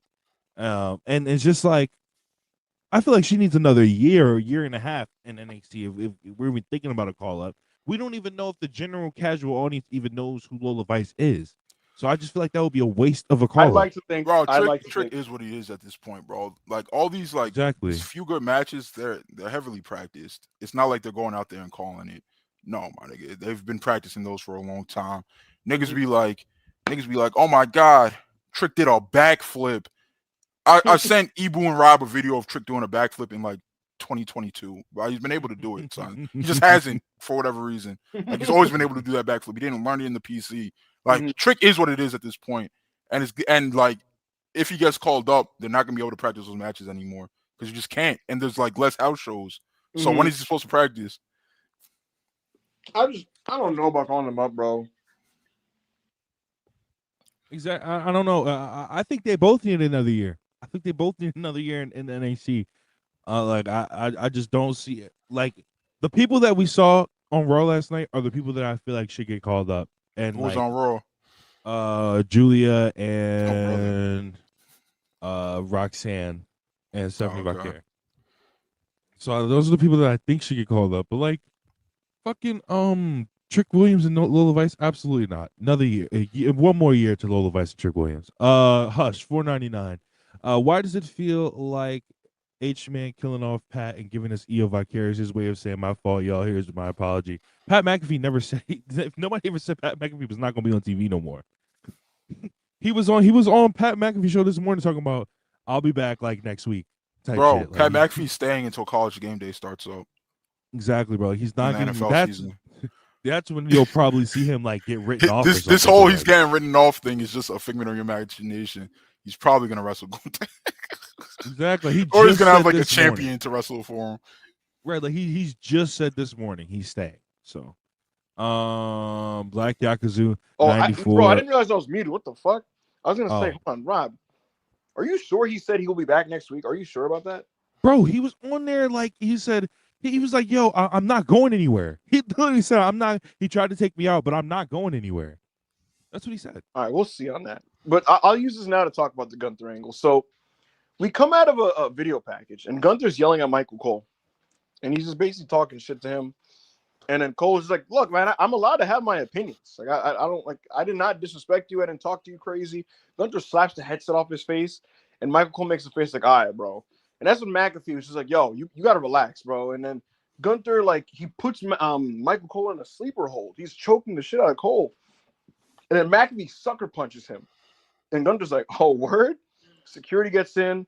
Gunther starts to fight with McAfee. McAfee's boys from jump the guardrail, and they all start swinging at Gunther. It's a big, crazy, chaotic scene. Gunther puts a sleeper hold on McAfee, and he's actually kind of cinching it in a little bit just to get McAfee's like red face. Like, he was actually trying to like apply it to a degree just to get the visual of like McAfee turning purple. And so he really holds that bitch in. And McAfee sells it really well because they're chanting McAfee, McAfee, and they're chanting "fuck you, Gunther." Gunther gets escorted out of the building to "fuck you, Gunther" chants. McAfee's like limping out the building, like walking away, and they're helping him out, and they're calling trainers over and shit. He's coughing and stuff. We come back from the commercial break. They're walking Pat McAfee into the trainer's room. Michael Cole is standing there. Adam Pearce tells like one of the trainers to get McAfee some water, and then he tells Cole, he's like, "Look, man, take the night off. Just take the rest of the night off. We'll figure it out. I got Joe's test on the booth." And Michael Cole was like, "No, I'm not going to get bullied out of my spot." And he's like, I'm not going to set a precedent where I can't express my views and opinions on the commentary table. Like, I'm not going to get bullied off of this shit. And he's like, you need to do something about Gunther. You got to do something about that guy. Because we can't have wrestlers just assaulting us. And Pierce is like, all right, I got you. But you could take the night off. And he's like, no, I'm going back to my booth. So he walks back out there with Joe Tessitore as the replacement commentator. The crowd is chanting McAfee, McAfee. And as the main event is starting with Dominic versus Penta, you just hear Michael Cole on commentary just reiterating, like, yo, like, this cannot be a thing. Like, we cannot just allow wrestlers to fucking attack us. Like, that's bullshit. And I'll say this, Rob. What the fuck are you going to do? My fault. So Gunther's going to be suspended. That's what they're going to do with Gunther. That's your next creative direction, folks. Gunther's getting suspended. Beyond that, here's the deal. I thought this angle was really, really well handled because one of my biggest pet peeves, guys, is when angles that should be treated as like crazy, grave misdeeds are kind of just like, anyway, next segment. And it's like, bro, if this was real, time would stand still. If Mike Breen got punched in the face by LeBron James, fucking Doris Burke wouldn't be like, anyway, Jason Tatum for 3. Like, no, like time would stand still. And even as like the action resumes, the broadcast team would be very, very distracted and focused on the thing that just transpired. And it's similar to what I said about on Collision when FTR did what they did to Tony Schiavone. Like, they were pressing Tony Schiavone, and he got back to the booth, and he was mad, like, uncomfortable about the whole thing. And Nigel McGuinness was like, yo, don't ever do that shit ever again. Like, that's how you have to handle wrestler on broadcaster violence. It has to be treated like a big deal because in real life, that's a fucking criminal offense. You know, post Vince Russo, wrestling became a world where you could just do anything to anybody because it's all phony. You know, I tweeted last night, Rob. Have you ever seen the famous Rock Hogan segment, Rob, the very first one? Yes. Bro, no one remembers anything except the part where they're staring at each other and staring at the crowd and the cheers are happening. Nobody remembers that at the end of that segment, Hogan hit Rock in the head with a fucking hammer, and then they stretchered him out, put him in an ambulance, and then the NWO jumped in a truck and crashed into the ambulance. And here's the thing. 2 weeks later, Hogan's getting cheered at WrestleMania. You want to know why? Because niggas know it's fake. This shit is not real. It's all fucking cartoon. But that's the world of wrestling in the 2000s onward. Anything can happen under the sun, and you just kind of go, oh, that was wacky. That was silly. It's all fake. Who cares? That's why real heat is dead. And so I say all this to say, continue to handle angles like this in this way because you will reset the paradigm. You will. Now, it doesn't help when WWE keeps making fucking TV shows about the writer's room. But when you treat angles like this and you treat them like transgressions, then you're going to get genuine heat back when people fucking attack people that they shouldn't be attacking. So I thought it was great. What did you think of the angle, Rob? Oh no, I thought the angle was great. I thought it was a great way to reheat Gunther. I thought it was a great way to, especially with Pat McAfee's boys. Even though like the general audience might not know, like some of them might watch the Pat McAfee show, but generally the general audience, like 90% of the audience, does not know that these are like his fucking co-hosts on his podcast. So they're gonna be like, who the fuck are these fans jumping the rails? So naturally, the idea is gonna be, oh, they were fans jumping the guardrail trying to help Pat McAfee get saved by Gunther. And so that's like, that makes it look like Gunther low key, but not really started a riot in a sense. And that's really how heels used to get over back in the days. Like, used to start riots, and that kind of puts the fear aura back on Gunther. I know it's just Pat McAfee to a lot of people, but it's also, but there's the stuff around it that kind of that has to make Gunther, the attention to detail that has to also make Gunther. And so when you bring it to that, standpoint, I thought it was a great way to reheat Gunther. And I think Gunther going out there and being like, "Yo, you was talking shit. Why are you niggas laughing? What's so funny?" And it was, I like the fact that it was right after Jey Uso coming out and celebrating too. And the fact that they were celebrating with Jey Uso. I don't think Gunther should get suspended here, bro. I don't think that's right. You don't think he's suspended? Why? I think they should send him to SmackDown to join Melodon Miz. In all seriousness, Rob, I like that for the credibility of Gunther's character, he needed to do some shit like this. And it's typical bully behavior. You lost, you're mad as shit, but you got to take it out on somebody, so you just beat the shit out of some fucking broadcasters. Yo, this nigga just fucking no-sold me. Don't no-sold me. I'm a grown man. Look. This is my vision, right? Dangerous Alliance. Okay. We got on one half, we got Seth Weekend. We got Bron Breakker, and then just throw a tag team in there. I don't care who. Whoever. Throw a tag team in there. On the other side, we have Omelo Don Miz, which is Gunta, Omos, Carmelo Hayes, right, and Mike Mizanin. Yo, Christian Ramos in the chat said Miz Pyrium. That is crazy. Miz Pyrium is gas. Miz Pyrium. Oh my god.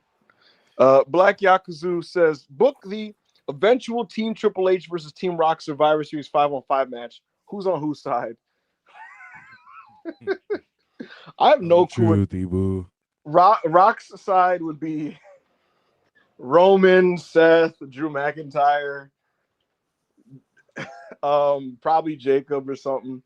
Just know that Team Triple H definitely has like Gunther and Cody in it. So there you go. All right.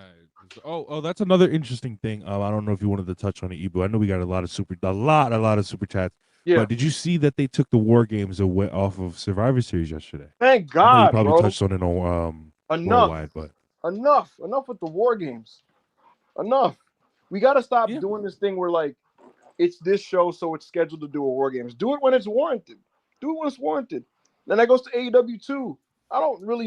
I mean, I like a women's blood and guts would be kind of cool, but like, bro, this is the year to do a women's blood and guts, bro. I don't need to see the Death Riders, fuck it, bro. And a lot of these people have already done these things already, bro. Like, all right, bro, we've seen Mox in it, we've seen Claudio in it, we've seen we've seen Pac in it, but Pac's out on the shelf, so he's probably not gonna do it this year. We've seen Yuta in it, we've seen the Bucks in it, we've seen Kenny in it. Have we seen Kenny in it? No. We have seen Kenny in Blood and Guts. Oh yeah. The Elite. 2023. The Elite. Yeah, bro. So like we like it's like the same people doing this shit, bro. Like so just have the ladies do it. We can have like Team Mercedes versus Team Athena if she's gonna be a babyface on the AEW roster proper. Like, bro, do you realize that Willow Nightingale and Statlander are gimmick match demons? Could you imagine that? They're gimmick match demons. And we saw what Tony Storm did in the fucking plunder match. Like, and here's the thing. Like, people thought I was like virtue signaling when I said at the start of the year that like the women are like gonna tell the story of 2020. No, you were. You just ended up being like right somehow. But no. So what I what I meant when I was saying it was that we know, like, we know what peak men's wrestling looks like now. It's been at this current state post Okada Omega, right? And so, like, I know what that looks like. I know how it looks at the highest level when, like, Ospreay faces Takeshita, for example, right? And so it's not novel to see it, even if it is still great. Whereas the women don't really get those spots. And in years prior, they weren't at a level to where they could execute at the best level in those spots. But right now, the talent pool is such where if you give them the ball in the big spot, you're going to get something different. It's not going to look like what the men would do in that spot. And that's why I was really excited to see what Athena versus Mercedes looks like, what Willow versus Christat looks like with fucking blood and chairs and shit, what fucking Toni Storm could do with that, and what Io Sky could do with that, what Stephanie Valkyrie could do with that. And so now they're getting that ball, and that's why, to me, they're producing some of the more interesting things in American wrestling. So with that said, an extension of that would be the ladies getting blood and guts, not the Death Riders. So we'll see what happens. We'll see what happens. Berserk, $5. Austin Theory in 2025 is nuts, by the way. Just give up already. I'm only fine with Ego in the Alliance if he's a group jobber pin eater. Yeah, look, in the original Dangerous Alliance, you had Bobby Eaton and Larry Zbyszko in that group. Those niggas was not beating Sting. Them niggas was not beating Ron Simmons. You know, them niggas was not pinning Ricky Steamboat. Those niggas were there to bump and punch and get their ass kicked. And so Ethan Page would just be there to talk and get pinned. So that's 90% of what they did in the war games that I watched. Jesus fucking Christ. That's 90% of what they did in the war games that I watched is they just bumped. But I feel like Ego has more of the upside than Austin Theory, where he's not the in-ring worker that Austin Theory is, but he does have the character and the charisma, the low-key charisma that Austin Theory does not have. So right. Go Birds XTL 199. Where do you hope / think this Gunther angle leads? He's gonna be suspended. When he comes back, he's gonna just do side missions until it's time for him to go for a belt again. That's bottom line. Do you think that they should just put them in the tag division unless they have actual plans for the tag belts, which I don't think they do. I agree. My poor Goat Day, bro, just been slotted at the cross of Triple K. Yeah, I just don't. It's sad that I don't care about them, and I should care about them. This shit is crazy, bro. They were the biggest act in the company at a point. Yeah, it's really a shame. And even when Triple H was like not even when he was like booking them on autopilot, but they were having babyface tags, they were still good, you know. But like now that he's like actually trying to do stuff with them, it like sucks, which is like hilarious. Like it was better when he left them alone, when they just kind of just had AI tags. But yeah, I don't know what's gonna help that. I do agree. I think Gunther tagging with Kaiser would be interesting, and it would help the division. I think Miro is going to tag with Sheamus, so hopefully those things help the division. So there you go. The Imperial New Day DIY tags, man. Is Walter just WWE John Moxley?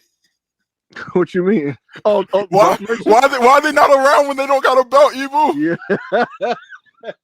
Why when Mox don't got a belt, he not there? Why when Walter don't got a belt, he not there? Yo, Gunther was like, so when am I winning the belt again? Hunter's like, I'm thinking like around the summer, big guy. And he's like, hit me up when it's SummerSlam season, bro. Yeah. Let me know what we got going on for SummerSlam. Because remember we got to write you off.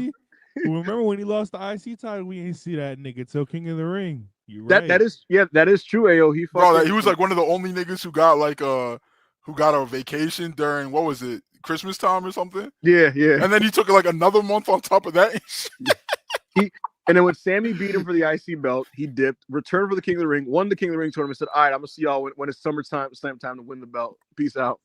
He just dipped again. Oh, my God. Thoughts on Becky coming back, winning a belt, dropping the belt the next day, and then, like, clearly gunning for the IC belt? Oh, Rob, where you going, bro? One and only 199. Julia would benefit most by joining Heyman. That'd be interesting. I like Julia. She looked cool yesterday. I'm in the heel, Julia. Shout out to one and only. Thank you for the super chat. I don't think Julia's ready for the main roster. She had to stare down Rhea Ripley last night. I don't think she's ready, brother. Dame 199. Get Mello and Ilya with Heyman, Seth, and Bron. No. I feel like Ilya works better as a babyface. Yeah, I think so too. I don't mind Mello in the group. Yeah, Mello's occupied, bro. Stop trying to ruin his creative. Yeah, Raider 199. So happy for EO. Hope she holds the title for a while. I think she will. Why not just do the switch at Mania? That's a good question. I'm not really. I was positive she was gonna drop the belt to I thought Bianca was gonna go over, and if not Bianca, then like they were just gonna do something nasty and put it back on Rhea. That's what a lot of people thought. I think I don't know this. I want to make this clear. This is not a report. This is this is not a report at all.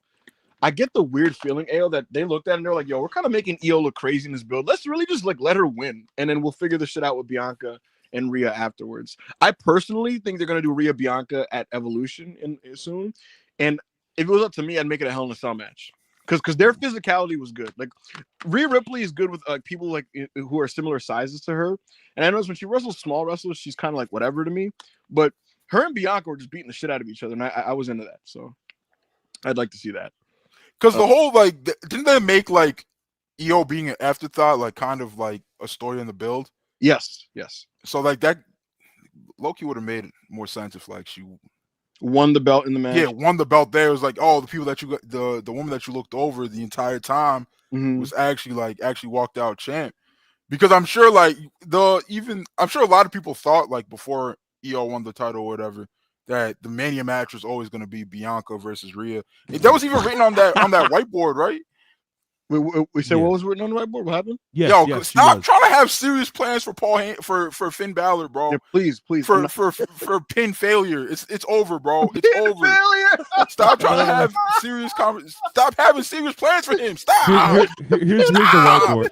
It's not gonna happen. It's 2025, bro. I didn't even mean to laugh while you were talking about. I just read that. I was like, "Yo, come on, stop, come on, yeah, come on." It's over, bro. It's 2025. But this is the whiteboard. Stop pitching serious plans for pin failure. But this is the whiteboard, AO. He's gonna feud with Dom. He's gonna feud with Dom. He's gonna lose to Dom. And then, hey man, go from there. Oh my god. Yeah, come on, bro. Yo, Finn should jump ship and go to GLEAT. Yo, did you hear that GLEAT only drew 90 people for their show this weekend? So yeah, that Finn probably shouldn't go. Well, they should take that as a compliment because that's only 45 more than what Marigold drew last week. So they should take it as a compliment. They should take that as a compliment. They should. Yo, Sean Ross Sapp put me in a report. You know how he credited me? You know what he said? What did he say? He will Fightful Sean Ross Sapp and self-made PW's Ibu. Yeah, that's what I'm talking about, Sean. That's what I'm Shout out to Sean Ross Sapp. Oh man, self-made. He said he wrote self-made PW's Ibu. Let's fucking go, nigga. Let me shout out SRS. Fightful's SRS and Self-Made PW's Ibu had discussed a number of the matches back in December and January that ended up appearing on the whiteboard in a trailer for the upcoming WWE Unreal series. During Rock's interview, he confirmed Fightful's reporting that there had been no plan as of Bad Blood for the John Cena heel turn to take place. In fact, he stated he wasn't even slated for Elimination Chamber until about a month ago. Remind me when Bad Blood was? October. Okay. And along the way, the heel turn was solidified. He also confirmed Dave Meltzer's reporting that he wanted Cody Rhodes to turn. Fightful Select had reported throughout the process that by November, Cody Rhodes versus John Cena was the plan, but at no point were neither going heel. The whiteboard itself are tentative. Preliminary discussed matches, we're told. Pin failure versus pin. Yo, did Dom beat Penta clean last night? No. JD Donna returned and hit Penta, and then okay. Yeah. He's still Penta though, but come on, bro. Let's see here. The whiteboard itself was tentative. Preliminary discussed matches. We're told there were some people listed twice as WWE is aware as anyone about the possibilities and adjustments that occur. One top WWE talent had joked late in the year to Ibu that they were at the mercy of Dwayne. Correct. Wyatt 6 versus Judgment Day. Who was the talent, Ibu? Wyatt 6 versus Judgment Day. Who was the talent, Ibu? Wyatt 6 versus Who was the talent, Ibu? Look in my eye. No, I'm totally kidding. I'm completely joking. I swear I'm kidding. I am kidding. I am joking. This is a joke. It's a word. It's not real. Totally kidding. Wait, nigga said Cody, bro. Let me tell you something real fast. No, chill. Ibu washes Cody's balls for the love of the game. These niggas do not speak, bro. It's pure cold lust. It's pure cold lust. Yo, Cody's my big homie, man. Cody's my You don't know you. Yo, that nigga said my mutual Cody Rose the other day. My mutual Cody Rose. All right, bro. Yeah, remember when he pretended like he didn't know how to pronounce your name in that one interview? Yo, he was like that really complimentary guy from what's his name? Jigaboo?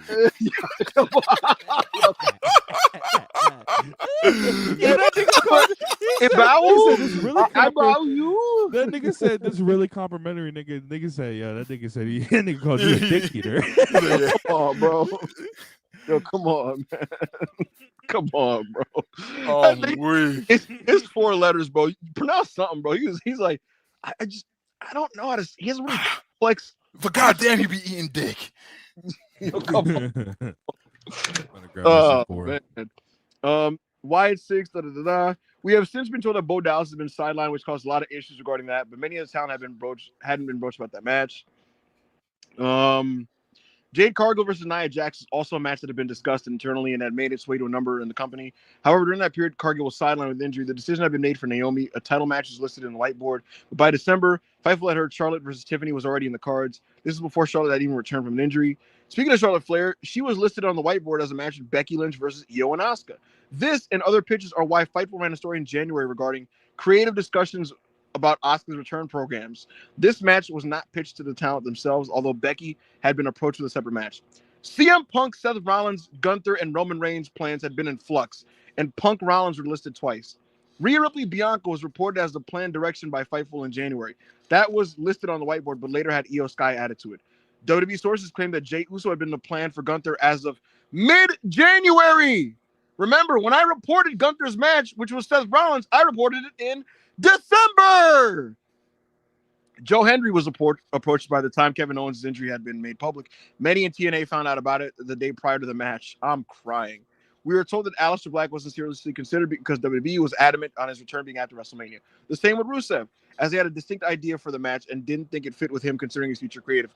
Corey Hayes of PWN and Body Slam had reported that Orton had picked Hendry, which we are able to confirm as the word within WWE. Chad Gable, Mysterio, Owens, and Randy were long planned, and AJ was playing for Logan before his injury as well. So, shout out to Sean Rossap, and I really respect Sean. Basically, nigga said hashtag let Oscar make AI.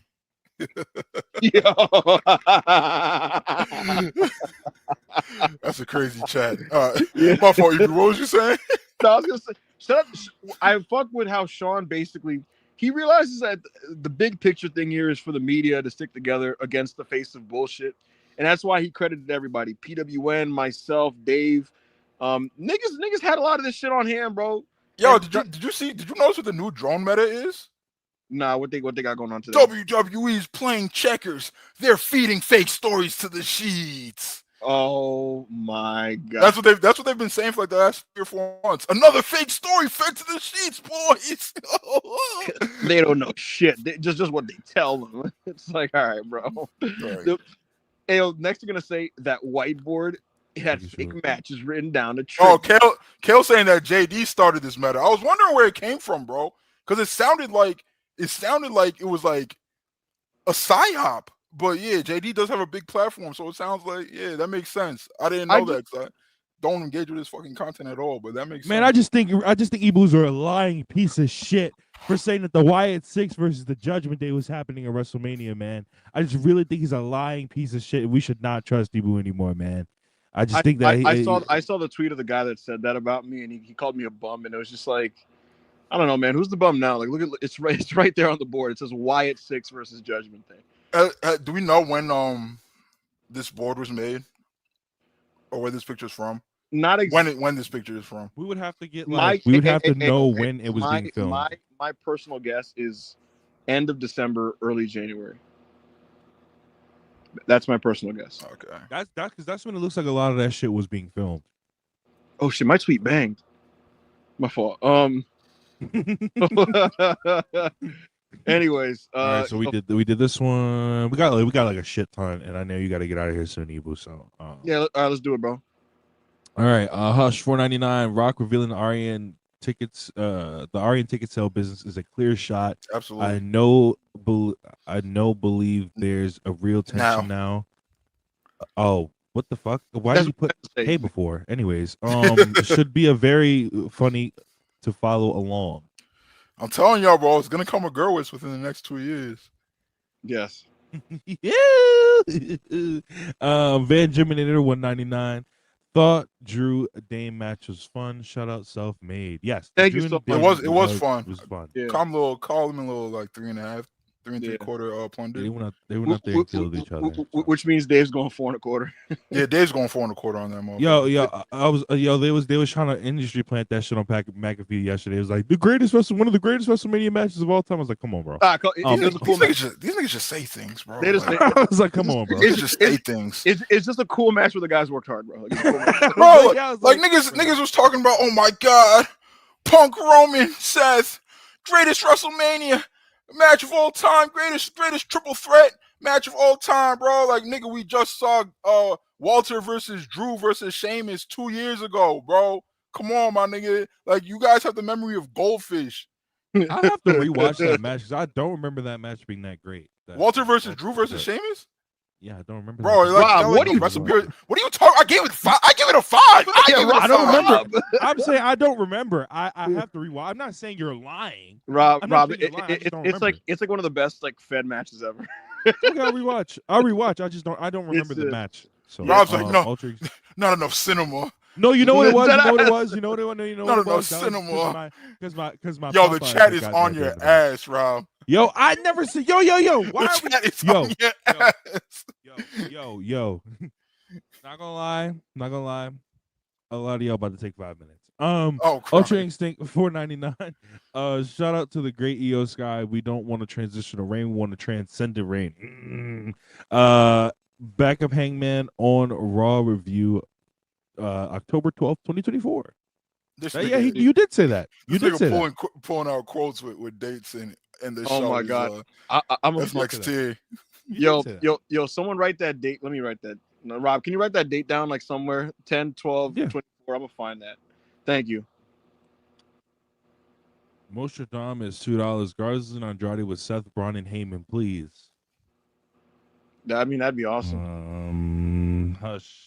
199. Will the Profits hold on. Finally... That should just say Andrade? Yeah. Slow down. That's not happening. Will the profits finally split this year? No. Yeah, no. I don't see that happening anytime soon. Jay Stone 499. Dwayne saying I gave y'all the blueprint. It was on you guys to do the rest and make it hot. Call me if you need me though. Is both beast and unhinged. Bro, because you knew Triple H has some bullshit lined up. That's why. Ibu? He's just not well. All right. Bob the Builder, $2 Canadian. If you had to guess, when does Punk Cena happen? Probably Money in the Bank is my guess. Yeah, that'd be my guess. That's my guess too. Ryan Cicchini. Did they kidnap you or something? Why you sound like that, bro? Who, me? Yeah, you sound like he's eating, like... bro. He's eating. No, I'm not. I'm not. Yes, you are. Yes, you are. No, I'm not, bro. God damn, nigga, how long you been eating, bro? You've been eating for 30 minutes. Fuck. Chill, bro. This nigga is eating. Wallahi, you're not eating. Why do you think I'm eating? Wallahi, you're not eating. Yo, why do you think Wallahi, you're not eating. Yo, come on, bro. Yo, that's what I thought. That's what I thought. No, bro. That's what I thought. Here, bro. I'm here, nigga. He's disgusting. He's a disgusting guy, bro. He's a disgusting person. You're a piece of shit, bro. Bro, I said like 3 super chats. He didn't say a fucking word. I was like, yo, didn't say he was like, yeah. Yeah. Ryan Cicchini, $6.99. Pat's crew hopping over and pulling security away from Gunther, and most people thought initially it was casual fans going wild. Yeah, no. Yeah. Yo, I looked at them. Did they show the crew early in the night? No, you could see them, but they weren't like overtly. I just checked, and like I don't like watch Pat McAfee show, but I know who, like AJ Hawkins and everything. Was he one of them or not? I have no clue. No, he was not there. They said earlier on the show he was not there. It was the Ty Smith nigga, the Connor nigga, Darius Butler. Oh, okay. Yeah, I couldn't tell because I watched the angle while we were just on air. I couldn't tell that it was them. But, yeah, and it was like a few other of his famous friends that aren't really like famous. So Yo, Dave Meltzer said today on Observer Radio, it says Dave Meltzer on Randy Orton versus Joe Hendry, quote, why did they choose Joe Hendry? Why didn't they put Malachi Black, Jeff Cobb, or Rusev? He goes, the reason they did it was because they didn't want to beat their guys in 3 minutes on RKO and give them a second RKO and treat them like a geek. Bro, that's what everybody who thinks that this is such a rub doesn't understand. It's a reason why they didn't put a young guy that they actually care about in there. Right. They didn't want to beat him in 3 minutes. And then everybody's like, oh, this is such a rub. This is such a rub. Bro, there's no universe where if I don't watch a wrestling program that me watching their world champion get squashed like a nerd is gonna make me be like, oh, what day does TNA come on again? What day I gotta see more of this guy? I don't gotta see more than him, bro. What? You could ask AO. You could ask AO. We watched the Royal Rumble where he showed up with Roman Reigns for like 5 minutes and he interacted with Roman Reigns. When he comes out on the TNA pay-per-views, he came out at that TNA show the other day.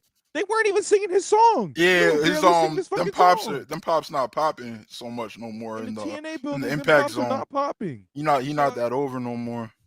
TNA is reporting that Fightful is reporting that TNA is ecstatic about the match. Of course they are. What are they supposed to say? They agreed to it. What are they supposed to say, bro? Oh, thank you, Papa. That bro, you're a nerd, really my nigga. You're a nerd, and nobody's turning on TNA. I don't think they even mentioned TNA other than saying he was their world champion. Oh, thank you, Papa. That bowl of porridge is really good. I'll thank you for the extra 1,500 viewers you give us this week. Like Hunter never talked about their great partners in TNA wrestling in the post show scrum. They dropped Joe Hendry merch. Doesn't have TNA on it. Says nothing about TNA. Has a fat ass WWE logo on the side though. Like, what are we talking about here, bro? This is not good business for TNA. Well, thank you for the extra 20 TNA Plus subscriptions this week, big bro. We appreciate it. I just look, man. Good for Joe Hendry. If he's fulfilled with that appearance, that's good for him. It's not my place to go, you should feel bad about yourself. But with that said, wait, hold on, Ibu. Sam Ritchie said, saying Hendry isn't over is just crazy. Did you hear that reaction at Mania? Bro, yes, he got a big pop with the casual fans who've seen him on TikTok. We're talking about the fans of his home promotion at a pay-per-view that just happened. Go watch it. I know you didn't watch it. I know you didn't watch it because you're a WWE fan. You guys don't watch TNA. Go watch it, my nigga. And then go watch a Joe Hendry pop from 2 months ago in his home promotion. The difference is night and day. That's our point. Yeah. No, it's not even 2 months ago. It's been a while that Joe Hendry hasn't been that over. Since No Mercy, his shit has been dwindling in the TNA buildings. Speaking of his popularity within I watch TNA, nigga, so you can't tell me shit. Yeah, Rob come on, bro. Rob watches that shit weekly. Stop debating him. You don't watch it, bro. You saw him. You saw his music at WrestleMania. Yeah, I was gonna say, Rob fucking. I was gonna say, bro, Joe Hendry, his popularity peak within the scope of TNA was like well before he even won the championship. Because we kept talking about how they keep missing the boat with him by winning the world title. But look, yeah, and he got delaying it for no reason. Exactly, and they delayed and they beat him and made him look like a nerd 3 different times. Even that Bound for Glory made him look like a nerd. So by the time he won at Genesis, nobody gave a fuck. Nobody cared. But I was really mad that people were quote tweeting me because I was mad the other day, talking about, oh, you would have been mad. Bro, I wanted it to be somebody, at least if it wasn't going to be one of the niggas that's supposed to be coming in or debuting, it could have been somebody that they could have made. Andrade, all of them niggas, Street Profits sitting in the back doing nothing, but Joe Hendry gets the spot at WrestleMania. But go ahead, bro. Y'all keep cheering for mediocrity. That's what they'll keep giving you. So, anyways, Shogun Vega, $2. Need the ether beat over the Ibu rant. From like early, he's talking about from earlier this episode. Ryan Cicchini, $2.79. So did Drew try to politic with Rock and cost him? I have no idea. I'll say what in what sense? I don't know. This is what I do know about Drew. I know that he had things he wanted to do at Mania. I know he wanted to work Roman. He got told that wasn't going to happen. At one point they planned for him to work Bron. But the bottom line was Drew he's a very strong-willed person. He's very driven. Oh my God. Drew McIntyre basically had an idea of what he wanted to do. And then they told him that the plan for what they were going to do was delayed. And there was ideas for stables that he was going to be in that got delayed. And then he was informed that he was going to be moved to SmackDown, which he signed off on because he was going to work. The idea was he's going to go to SmackDown to work with Cody Rhodes. That was the idea.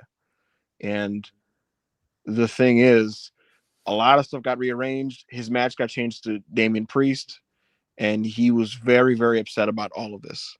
And it wasn't as simple as just, oh, fuck Damian Priest. It was just like he was mad about like his whole creative just getting detonated back in January. But you know, it is what it is. He confirmed all this. He did an interview Mania week, and they're like, "Hey, man, like, was that reporting all facts?" And he was like, "Yeah, I was mad as fuck." Oh shit, is that my nigga Caster? Shout out to Caster. Shout out Caster, bro. Grant Hudson, $4.99. When Travis came out, yo, this is a Rock quote from the interview. He said, "When Travis came out, I knew the audience would be expecting the final boss, so I wouldn't have done that." Yo, so are we supposed to believe that the Rock just didn't know this was gonna happen though? He claimed, "I knew the results of every match. I didn't know how they were gonna get to those results." Bro, Travis Scott isn't cheap, bro. His time's not cheap. You come on, man. You saw that TKO budget shit, like.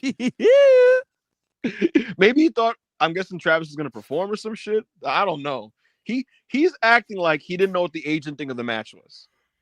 Yo, niggas, yo, all the like, how many people actually had special interests for Mania this year? Tiffany Stratton, Charlotte, somewhat. Lyra had the big wings, but that's not a special interest. That's just a nice, like, that's just gear. Mania gear. Yeah. Punk had a special entrance. So that's 3. Who else? Cody, not really. He just had the mask, and like he had the most pyro of the night. LA Knight had a car. LA Knight had a car, but like that's a fucking car, bro. They did use a lot of motorcycles during Cody's entrance. Oh yeah, they had like the motorcycle show or whatever. Damian Priest had Slayer performing for him. Yeah, so we're at like 5 now. No, not the whole band. Just the guitarist. That's all they could afford. Just the guitarist. Bro, how many entrances could they have made like special? They just told Travis Scott to stay his ass home. Yeah, if you just saved yourself like the $100,000 you gave him or whatever it was. I don't know. Damian Priest says, so I get the whole band for my entrances. Said, no. We can't afford all that, bro. We can't afford that. So you basically read the whole thing. Yep. Hush 199. I expect the crazy aura farming 2.75 from Cena Orton.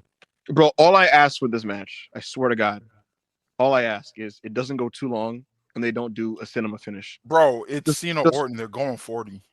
Just don't go long and just don't do a cinema finish. I swear, they're going 40. We're going 40, and we're slowing it down. Just wrestle. Just wrestle. Like, don't give me.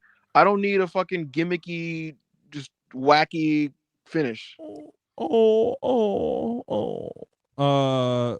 Yakuza 94, $5. Wrestling fans just hate wrestling journalists for whatever reason. I genuinely don't get it. Well, the reason is because promotions have told you to hate them, and wrestlers have told you to hate them. Yes. And people are like, well, I'm a fan of the wrestlers. I'm not a fan of Sean Ross Sapp, so I guess I should hate these guys.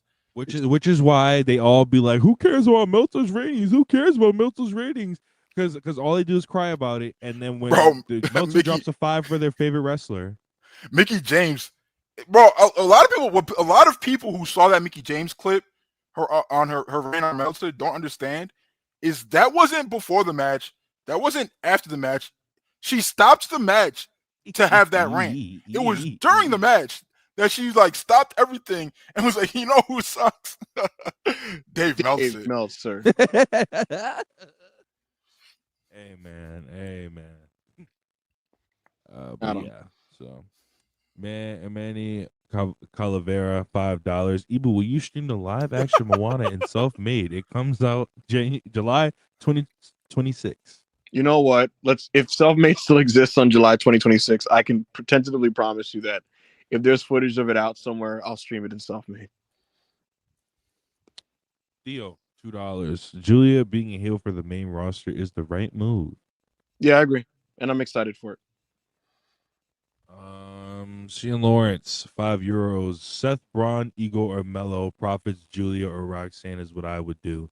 Maybe both of Julia and Roxanne. That would be too much. So that would be a lot. The Dangerous Alliance only had 5 niggas. It was 5 people, yeah.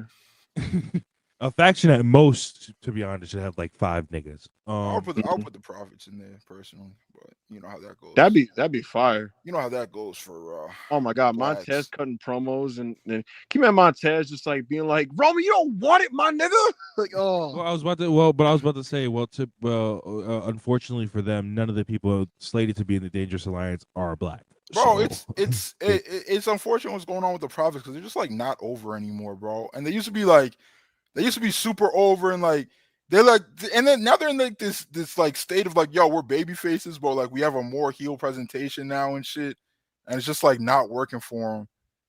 Yeah, so, niggas can thank Triple H for all this. Mm-hmm. Right. Yeah, go ahead, Rob.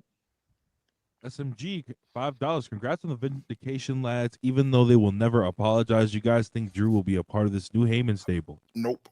I don't think it would make sense for Drew to be part of that stable either. No. There was a stable idea for Drew early in the year, but that won't happen anymore. It makes no sense for Drew to be Seth freaking second. So. Yeah. So I doubt it. I'll tell you this. You know what? Here's a little bit of a. I'll say it this way. I personally think the same way we shot an angle this week on Raw for a new main event stable on Raw, I think you'll get the same thing on SmackDown. Is this what are we thinking here? Big Jake? Yes. Yo, why don't fucking hiss in my ear? What the fuck is wrong with you? Iggy, $5. Io, Rhea, Julia, Roxanne, and Vaquera big for the current and future of the women's division. Who else do you guys think should be pushed / focused on? Yo, Ibu, check the self-made chat real fast. Lyra. I think Lyra should be pushed / focused on. Nope. I wasn't really fucking with the heel turn last night that Becky Lynch did. Like, it was cool, but it was like I knew it was like you could tell it was gonna happen if they lost the tag belts, but like the way it was executed, I thought it was like nigga said Big Jake Hager. Yo, I literally just saw everybody calling a heel turn was coming before Raw even started. So when it's that obvious, it loses a lot of what makes heel turns cool. They probably should have just done it at Mania. Probably should never won the belts, bro. Oh, okay, Lyra, Becky gets pinned or whatever, blames it on Lyra, manhandle slam. I think that would have been more effective than whatever they ended up doing. She's just like she knocked her down and then she started mushing her face, but then Lyra's not like selling any of it. She's just like still looking shocked. It was mad awkward. John, I thought the match was a lot better than the one at Mania. Yes, absolutely. We just go, why didn't they just have this match at Mania? Becky Lynch turning heel, it felt like they sped ran a bunch of things that were going to happen over the course of the whole Mania season in in 2 nights. I'll say this. I hate this wrestling fan culture where a person turns heel and they're going one more time. Like, I hate that shit so much. Becky's giving her rock bottom after rock bottom, and the crowd is chanting one more time at Becky Lynch. It's lame. I don't like it. John DePriest, $9.99. Any Mariah May update? No. There are people in the business that either agree or disagree with Meltzer. So reporting on this. Tune in to Self-Made after this and find out. Yeah, you know what? Ayo, I'll pass by the Discord for like 10 to 15 minutes, and we'll hang out with the people there for maybe some extra Q&A. Check your DM. So if you're a member, we'll do some chatting in there, and we'll talk about some stuff. But Self-Made PW is in my bio. It's also in it's just the account that that we're that's the Twitter account @Self-Made PW.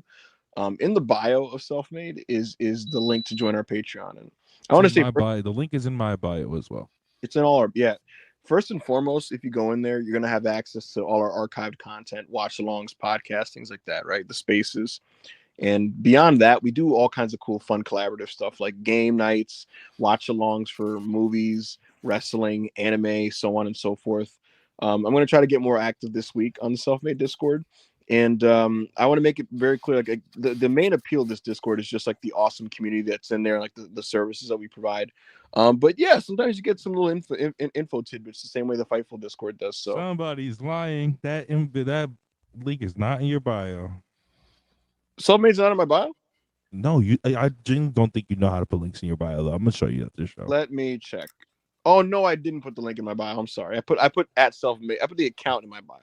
Anyways, the point is I will be there afterwards. So if you want to catch me and you're not in there, just join the Patreon. Wait, why is there a video of Rey Mysterio dancing in the club after Mania? Nigga, your knees are fine. Send a video. Hold on, I'm about to send it to you right now. They saying this was after both nights of Mania, bro. He's like doing the bachata on stage and shit, nigga. Oh my god, what a fucking monster! Hey man. Yo, check your DMs, Rob. Play that on stream for everyone. Like, what is going on here, son? This nigga is yo. Play that on stream for these niggas. Ray didn't want to lay down? Yo, imagine how nasty it would be if Ray was like, bro, I'm not laying down for this El Grande Americano shit. Call me when it's time for the mask versus mask match. Yeah. And I'm going over. You know what? I'll give you guys this. After the podcast in Self-Made, I will give you guys a scoop on Survivor Series. So there you go. Come on, Rob. We gotta. Let's try to wrap this up in 10 minutes. But now Hendricks $4.99. Do they position Seth as quote unquote the guy with this new push and faction? Odds Jay does not hold the title very long. I think Jay is gonna hold it for a couple months. Seth Rollins is going to be the top guy in the group for now. Yes, he's gonna be the top guy in the group for now. Right. I'm not gonna lie, bro. Bad wrong. Niggas should do this pretty quick before this resentment like grows and grows on Jay, bro. Niggas is talking about Logan Paul versus Jey Uso. Yeah, if you want people to start hating Jay more, do that match, bro. So, Ayo, you know what the strategy is? They're gonna use Sammy to help with that, and he came out last night, and basically, sorry, I just saw a funny notification. Basically, last night he cut this promo where he was just like, "Yo, you deserved it, you earned it. It hurt me to miss Mania, but he said I didn't even want to come to WrestleMania at all. The only reason I went there was to watch you win that belt, and I'm so proud of you. I love you. You're my brother. This, that, and the third." And he hugged Jay. Jay went to the top rope to celebrate with the belt. Sammy was kind of just standing, watching him in a corner in a way that kind of looked like, "Yo, you good, bro?" You know, but he was just celebrating with him, and he's acting like he's really happy for him. So we'll see what happens there. Jimmy, like he was about to smoke. If Sammy was a real demon, he would have climbed that turnbuckle and gave Jay a turnbuckle brainbuster. Yeah, so that's the thing. Ayo, like Sammy just came out like, "Yo, bro, good on you, big bro. Good on you, little bro." Like, give him a little nuggie. And like I said, Ayo, Jay's doing the yeet on the top rope. Sammy's just kind of staring at him, and I was like, "Yo, what's going on? What's going on? You all right, Sammy?" And then back on the stage, like the Usos are just popping. You know, they're just dancing together on stage, and Sammy's kind of just staring at these niggas, and I'm like, "What's going on right now? Like, what's happening?" But so my point is, I asked them to be about Jay's reign, and they did tell me who's ending it. Like I'll admit it. I found out who's beating him, right? Go ahead and put that in private chat. Okay. So they told me I got the video, by the way, of Ray. Right. Oh, right. So they told me who's ending it, but they said that like in the meantime, while we let that cook off in the section, what we're going to do is they said like what we're going to do is fucking what's the word I want to use? Basically like use Sami Zayn to just kind of like carry the TV and carry Jay basically. So that's what they're gonna do. He can't wrestle for Jay. What's up? He can't wrestle for Jay. No, he cannot. Let me say, what's good, Chris? Before I play this video, I just wanted to be involved. Oh, what's up? Chris? We're happy to have you, Chris. Yeah, stop talking to me. What the fuck? All right, here's a video of Ray dancing.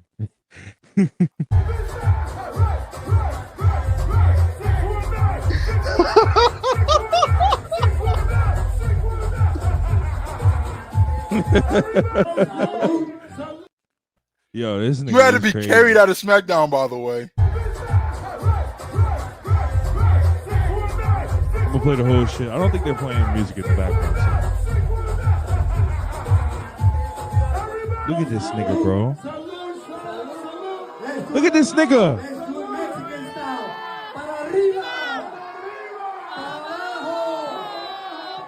Look at this nigga. Yep. All right. So disgusting. You know, since Chris is here, I'll say this, Chris, because I'm pretty sure he was watching it and I didn't touch on it. I don't know where this motion came from this young man, but it's there, and I don't know how to describe it. But I can't help but give him props. What did you think of Dirty Dom last night, going back and forth with Penta? I thought the match was like pretty good. Chriso? Yo, I thought the Eagle cut off. No. You didn't hear me? He was asking about the match. You said how did you think the match went? You said Dom and Penta went back and forth, and then you just stopped talking. Oh no, I said they had a back and forth match that I thought was pretty good, and I don't know where this Dom motion came from with the crowd, but it is there. And because you tweeted about it, I was just throwing it to you. Like, what did you think of Dom and Penta? I mean, the match was cool. Yeah, I don't really care for Penta nowadays, but Dominic, I don't know. He won me over. Something about, you know, just like the way he presents himself, and like he just seems like he's being himself most of the time, man. I was talking to someone, I was like, he just seems like someone I would like hang out with in real life. Yo, tell the streets about the take you had yesterday. I said that Dom Mysterio has more world title potential in WWE than his dad ever did. And I don't think that's a hot take, to be honest. I mean, it is a hot take, but like, I'm not saying he's a better wrestler than Rey Mysterio Jr. I'm just saying he's taller.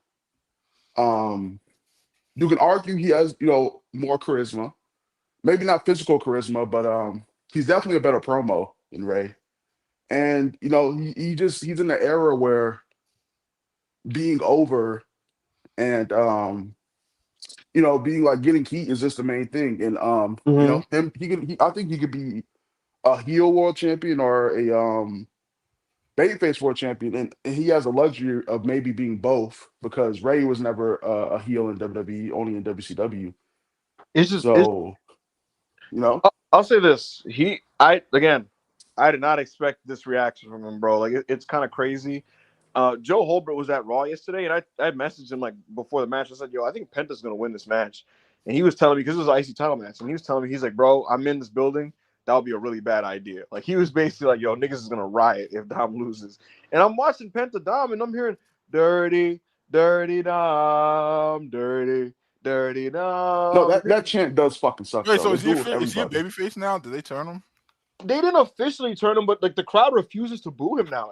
It's crazy. They just refuse to boo him, and I don't think WWE planned for that. They had no plan of this, bro. So it's kind of crazy because I don't know what they're gonna do. But like the crowd just decided like now like we like Dom. And what I noticed yesterday in general with Raw was I'm seeing some early signs that Smarkdom is coming back, and we'll see when they go to like the other states. But I'm noticing early signs of like just smart reactions, just shit where like the crowd is like we're just gonna do what we want to do. Like last night, it was like, yo, we just like fucking Dom.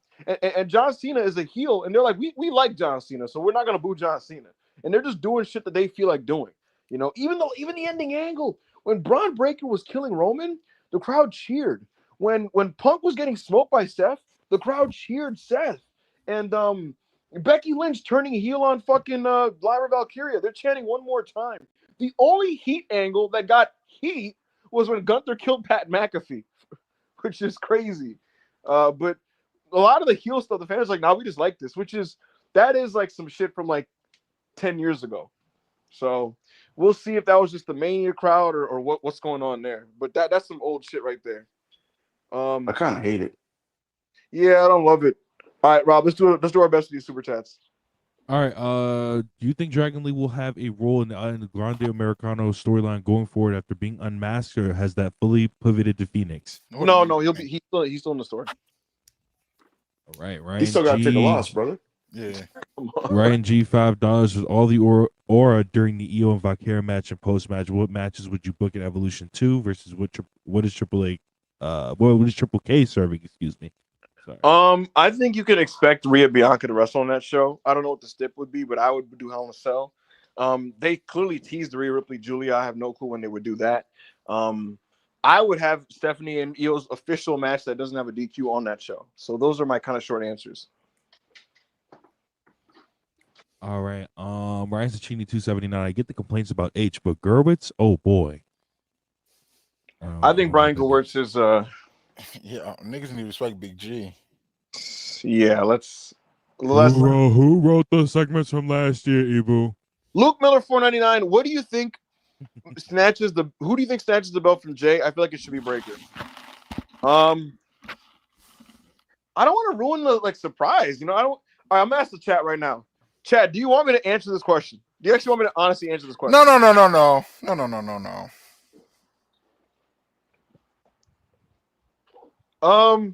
Subscribe to Self-Made. Yeah, subscribe to Self-Made, nigga. Carl Nichols, $5 super chat. Thank you for Yeah, I don't know, man. See, Lawrence, €5. I would do Io, Rhea, Stephanie, Roxanne, Julia, Bianca at Revolution. Those are a lot of big names that you're not giving the Evolution, singles matches that are all women's pay-per-view. Yeah, I don't love that. Yeah, Like if you were talking about like Backlash or whatever, it was like something that just doesn't need women up and down the card, that would be different. But right, like for example, I think they're doing Seth and Bron versus Roman and Punk at Backlash. It's a perfect Backlash undercard match. Like with what you're saying, you're looking at like Zelina Vega getting singles matches. Let's all slow down here. Right, let's all slow down here a minute. That shouldn't be happening. This can't be. You can't put all of the top talent in one spot, in my opinion. Again, folks, after this, we'll go into Self-Made to kind of just hang out with you guys some more. So again, the link is in the bio at Self-Made PW on Twitter. The link to join the Patreon is in there, and if you join the Patreon for only $5 to get in, you will be transported into our Discord, which we will be in right afterwards. Eva, can you run down all tiers of the Patreon for us, please? No, there's not enough time for that. Jeremy Dyer, $5. Would LA Knight be a good addition for Heyman's stable? No. It wouldn't be a bad one, but he shouldn't be in it. He shouldn't be in it. Yeah, he should be on his own as a babyface. Democord $199. Heel Bianca. Rhea would be godly. Need a Bianca push. If you guys want a random anecdote, WWE saw the Callis family happening, and they were like, "Wait, this is just a Dangerous Alliance, and we have Paul Heyman." So it was like one of those funny things. Black Yakuza 94, $5. So is Io just the ace of the entire company right now since Cody lost his title? Sure, look like it. Certainly is going to look like it. 279. Riot and Cheney. Charlotte actually lead a women's evolution group. No. I think she's linking up with Becky as a heel. That sounds bad. Carl Nicholas $4.99. That sounds bad. Do you think this is shaping up to be the biggest? That sounds like Freak City, bro. Bro, that sounds real bad. That sounds really bad for the roster. Do you think this is shaping up to be the biggest year in Seth's career outside of his first world title run? Not shaping up, it will be. Clayton Boland, $5. How do you think they lay out the new faction? Slowly boring talent into the fold until SummerSlam. Does Bronson injuring Seth in kayfabe eliminate him? I think Bronson is doing something else, but I would not mind him in this group. So we'll see. Touch 199 is Miro on a prove it CM Punk type of deal. Yes, and even more prove it deal than Punk's prove it deal. Hush 199, Big Miro, Sheamus running the tag division. Yes, please. Inshallah. Yeah, I really like how WWE made it a point to leak how long his contract was. You let me know the last time they did that. Yeah. How long is this deal? I didn't see. How long? 2 years. They don't give anybody 2-year deals. Nobody. It's 3 or 5. Yeah, it's 3 or 5. So C. Lawrence, €5. What is the good guy squad to go against them? Probably Punk, Rome, Usos, Sammy. Also, if they need a female, do Io for the vibe. That'd be fun. Thank you, CN. Hush 199. Goldberg probably the one to confront Crash Out Gunt. When Gunther comes back, that was a Freudian slip. When Gunther comes back, he will be doing like cool novel side missions. So I would expect that. Yeah. Not Josh Toffee, $4.99. Heyman likes Dragon Lee. Is there a chance he joins the group? I don't. Slow down. I'll say this. He hasn't even been established as a babyface yet. Come on, guys. I'll say this, Rob. Rob, do you know who was booking Raw in 2019, 2020? Paul Heyman. Yes. Do you remember what Mexican wrestler he called up from NXT? No, I don't remember it, actually. He was a standout. Friday. No, it was a standout. It was a standout cruiserweight. Cruiserweight. Think. Was He was having a series. Carrillo? Oh, Angel. Yes. Or Angel Garza. Oh, I don't remember him. He called him up at the beginning of the pandemic, right? Yeah. You're right. Then he randomly brought Humberto Carrillo out of fucking nowhere. Right. Paul Heyman just really believed in Garza and Carrillo. He told Vince, like, these dudes are going to be main eventers, and Vince was like, "You sure?" And he was like, "I think so." So why you don't believe in Dragon Lee, boo? Damon Philpott, $199. Why is it always a black hoodie? I don't know, man. Just Will, $4.99. It's been fun to clown on Seth, but excited to see him in a more serious role. Heyman will get the best out of him. Wish Israel was here for this review. Word. I actually promised her I was going to shout her out for the Seth Rollins talk. So shout out to Israel. We miss her. She thought WrestleMania was trash, but she did enjoy Seth's angle, which I also enjoyed. So shout out to Israel and shout out to Seth Rollins, who I personally think this is going to be the most I will ever enjoy him, because I'm always up and down with Seth, but I think he's set for some cool shit this year. 33300. $4.99. Roman has become the modern day Triple H. Never the best wrestler, but always in the top spot. I like. No, that's not a fair assessment, because Triple H was never like, well, not never, but as a top guy, Triple H was never fucking over. Triple H sucks. Seth Rollins does too, but Triple H is nasty. Word. Corey David, $2. Thoughts on Oba in the Dangerous Alliance? I don't know. I'm not sure. Around him not being the third guy in a group. I hope he comes back to TV though. Like, if it was up to me, I hope he's the Mellow angle on Friday, because there's a Mellow angle on Friday. You want him to beat Mello? No, I hope Mello dumps. I hope Mello dumps what's it called? Miz and links up with Omos or some shit. Oh, you want Mello to be a manager? I see the vision. Anyways, Corey David, $2. Thoughts on Corey Hayes saying Miles Bourne pushes incoming? There's a Miles Bourne angle on this show tonight. I think he's turning heel, but we'll see what happens. Who the fuck is Miles Bourne? He's the bald kid that looks like Randy Orton that tags with Tavion Heights. Oh, okay. Yeah. He will be better than Randy Orton. I like Miles Bourne. I mean, it's very low ceiling. Miles Bourne's a very good worker. I hope Tavion. I prefer Tavion as the guy to get pushed out of that, but we'll see what happens. Well, Tavion's black, brother. True. Matt Hennessy, $5.99. Any chance Andrade gets in Heyman's group? I'm not sure. I'm not sure. Mm-hmm. No. Chi-Town Spurs, $5. Regarding the wrestling terrorist known as Triple H, you do not, under any circumstances, gotta feel bad for him. Exactly. It's largely funny, to be honest with you. He directly put himself in this position with his terrible booking during the Mania season. Johnny Burney, $1.99. How does it feel to be right today? Ibu, Ao, Rob. I mean, I didn't have any takes on this whole thing. Yeah, no, like, it's not me. So yeah, it's just Ibu. How does it feel? I just look, man. I just don't understand. I don't know, man. I just think, I feel like people should just own up to when they're wrong. Like me, I'm not perfect. And here's a good example. I went really hard on Liv Morgan last year, really hard, right? And what became clear at some point was, like, the agenting of her matches weren't doing her any favors. And now she's just having straightforward wrestling matches on Raw this year. She's had a lot of good matches, and I could have easily tripled down because I said Liv Morgan bad and her stands already hate me. But no, I said, yo, man, Liv Morgan's shown a lot of improvement, and she's like an actively good contributor to the show now. And I say that in the face of her fan base that can't stand me, and it's too little too late. But to me, I think it's just the mature thing to do, to own up to things like that.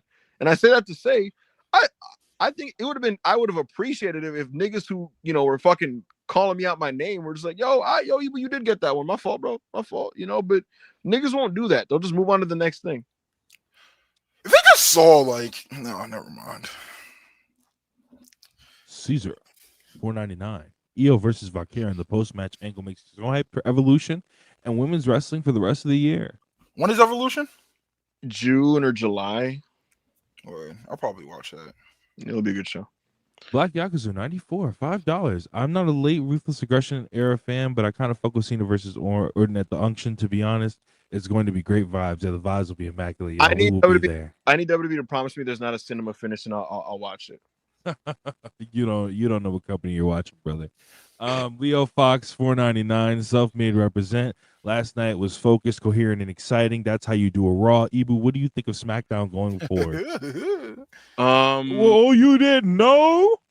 You better ask somebody. I'll give you guys one SmackDown scoop, actually. This is hilarious because this was told to me by them. Because niggas are asking me this question at the top of the year, and I had no positive answers to give them. For example, people at the top of the year were like, Ibu, biggest of bros. SmackDown's going 3 hours. Does this mean that they're going back to the SmackDown 6 era biggest of bros? Are they going back to some work rate biggest of bros? Are they going to push the workers biggest of bros? Are they going to have good matches biggest of bros? Now I'm like, this is not really a thing that's happening right now, bro. It's not really going on. But I'll tell you what, now I can tell you that they are looking to add some more in-ring muscle to the show, is what I was told. So you can stay tuned. All my SmackDown niggas, we might be back. Stay tuned. There you Sapito, $4.99. I didn't lock in with Randy Cena because it was on cable, and when Raw showed it on free TV, it was reruns. As a child, all my faves were on SmackDown because it was free. Oh, that's fair. That's fair. Facts, bro. I'm watching SmackDown and I'm seeing my niggas, and then the Raw show on cable had the overrated like white wrestlers generally, and I wasn't into a lot of them. Yo, watch your mouth. Stephen Conroy, £4.99. Not sure what she's got going on, but please get Asuka in the Dangerous Alliance. Asuka and Seth versus Io and Punk, the Mana. That has never crossed my mind, but I mean that'd be kind of crazy. We don't even know what Asuka gonna look like when she come back before we make that assessment. Kyrie was waiting for Asuka to come back because Kyrie's pretty good to go. Ultima $5. Oh, hoping for Tatum and Gigi to win tonight, but after that title change, it's hard to believe in it now. No, they're not beating. They weren't winning in the first place. They're not beating Liv and Raquel. And they definitely weren't beating Becky and Lyra. So NXT is eventful an eventful show tonight. No, I was gonna say NXT is allegedly an eventful show tonight. Colt $5 for that. Michael Cole, what? I can't have an opinion gimmick was shade to the backlash of conservative leaning coach last week, right? No, not necessarily. I don't think so. No, I think it was just Michael Cole. Yeah, Michael Cole's a centrist. But anyway, let's go to the next super chat. Come on, bro. You're a grown man. There's no such thing as a centrist. That is true. That's a soft Republican. But anyway, see you, Lords. €5. If Bianca is turning heel and Triple H is smart, Bianca wins Money in the Bank. Io holds the belt till Perth. Rhea beats Io in Perth, where Bianca will cash in. To be honest, I don't really want to see any more former world champions winning Money in the Bank. That's not kind of what the Money in the Bank was made for in the first place. It as an elevation tool. Thank you, CN. They should give especially Roxanne the Money in the Bank. I agree. Right, like especially after the bullshit they did with Drew and Punk last year. Vernacular $4.99. Obligatory Dom victory lap. That thought that match versus Penta is a sign of decently worked heated mid card title matches to come. He is the future. Yeah, no, I agree. He looked smooth last night in a way that I don't normally see. So it was a cause of. He's better than Penta too. He outperformed him, man. Johnny Bernie $1.99. Come to our roast, but hand in your phone. Pathetic. Yeah. Well, you have to hand your phone to somebody? Yes. They made everybody hand their phones in. Fuck no. No, thank you. Mello don't miss comp, not fired y'all. No, I don't need that stable. I'm straight. My thing is, if you were gonna do the roast and you were gonna go crazy in the first place, just don't do it. Take a Doncic $1.99. Nah, he trolling. Send during general to Noah. Yo, what? Yo. This is how I know. Taze tweeted this like 8 million times. This is how I know he don't watch Noah. Noah is terrible. It's really awful. He doesn't care. No, he doesn't care. He doesn't watch. He just wants Gunther out of WWE right now. No, it's worse than WWE right now. He doesn't care. It's not AAA bad, but it's really bad. He's just You gonna mad? watch Gunther's matches. You lucky we can't we get copyrighted. Or I'll play that clip of that nigga getting choked out. He'll have a good like Dame, Thunder would have a good match with like Manabu Soya or Keno. Yo, But like, is Ghost Shinnaki still hurt? No, he's back, but he's washed. Yeah, Ah, the injuries are catching up to him, unfortunately. ah. Kenta's there and he's doing okay. I'm Keno, sure. Keno is still look at very Kenta's good, dick. but the promotion is built around a really shitty stable. Dame 199. Can WWE let EO run the blade? That probably won't happen. Come on, Alex. They're not gonna let women. A woman is never WWE. gonna bleed by her by Yeah, blading in WWE ever again. yeah. Ever. I don't think they've ever done it. Alex Yeah, H no. 5 euros. I remember asking about a possible rebound and being told that Heyman was responsible for the one last year.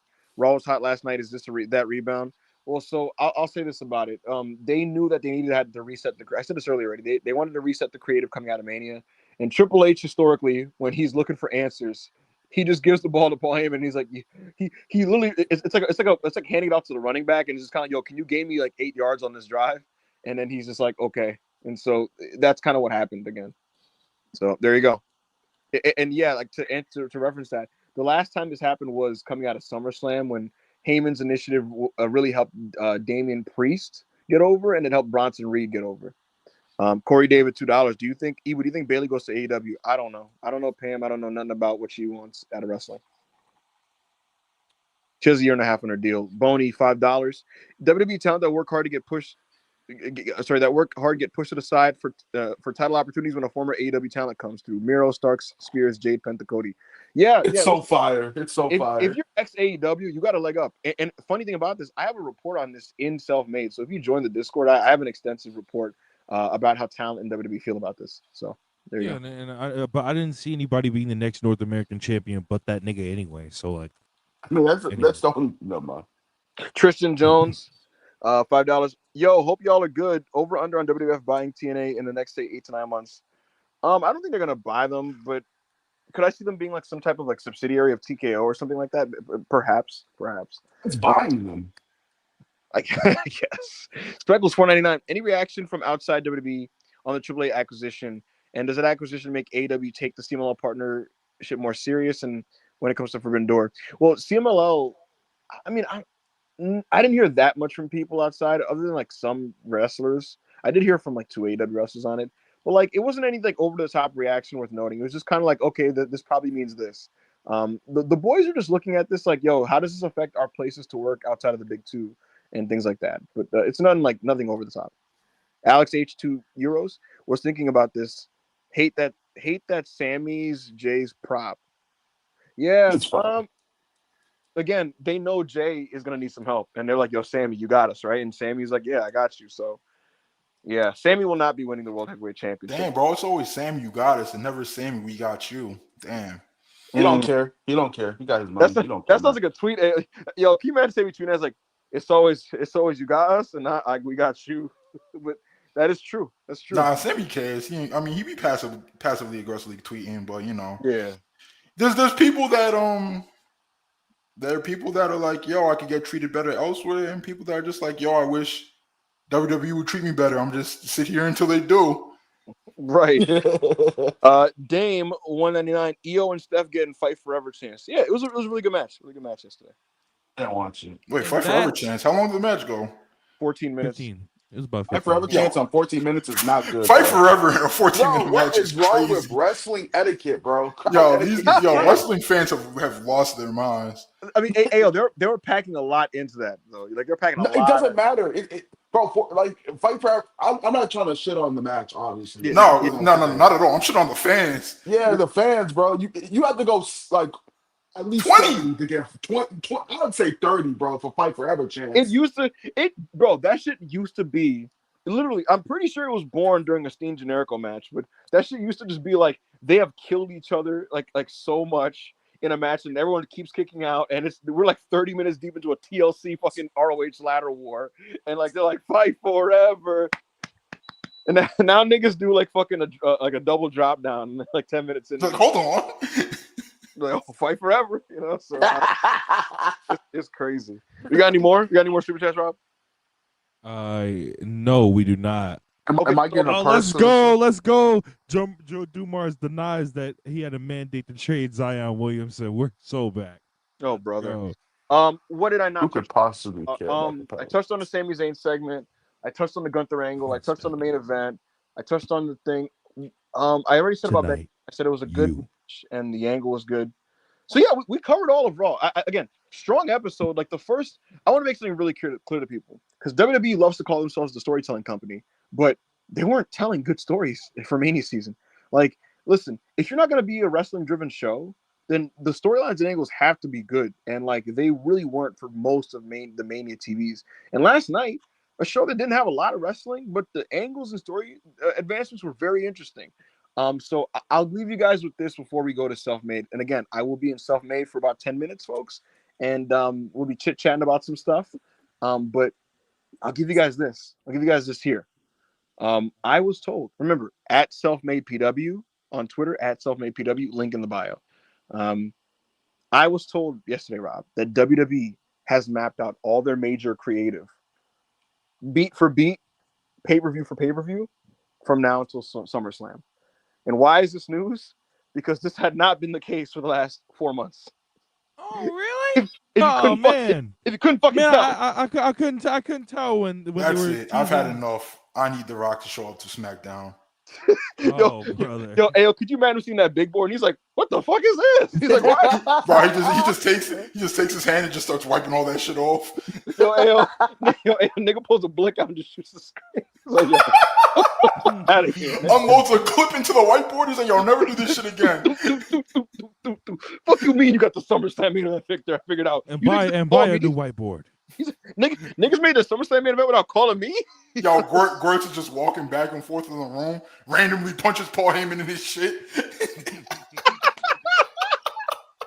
$7 shit, nigga. $7. $7 gang, don't bang. Somebody said, "Look at you now, boy." So there. I'll see y'all at Self-Made, man. Have a good one. Everybody take care. Thanks for watching the Raw review. I will be on Twitch live reacting to NXT at 6 o'clock Central, 7 Survivor Eastern. Series scoop in the Self-Made Discord. Bye. The fuck? I didn't even set up the outro yet. What the fuck is this nigga talking about? Nigga, anyways, I'm out of here. Don't ever, matter of fact, take a lap, nigga. Don't ever yell at me again. All right, Oh we'll shit! see y'all I next know week. he was your dad.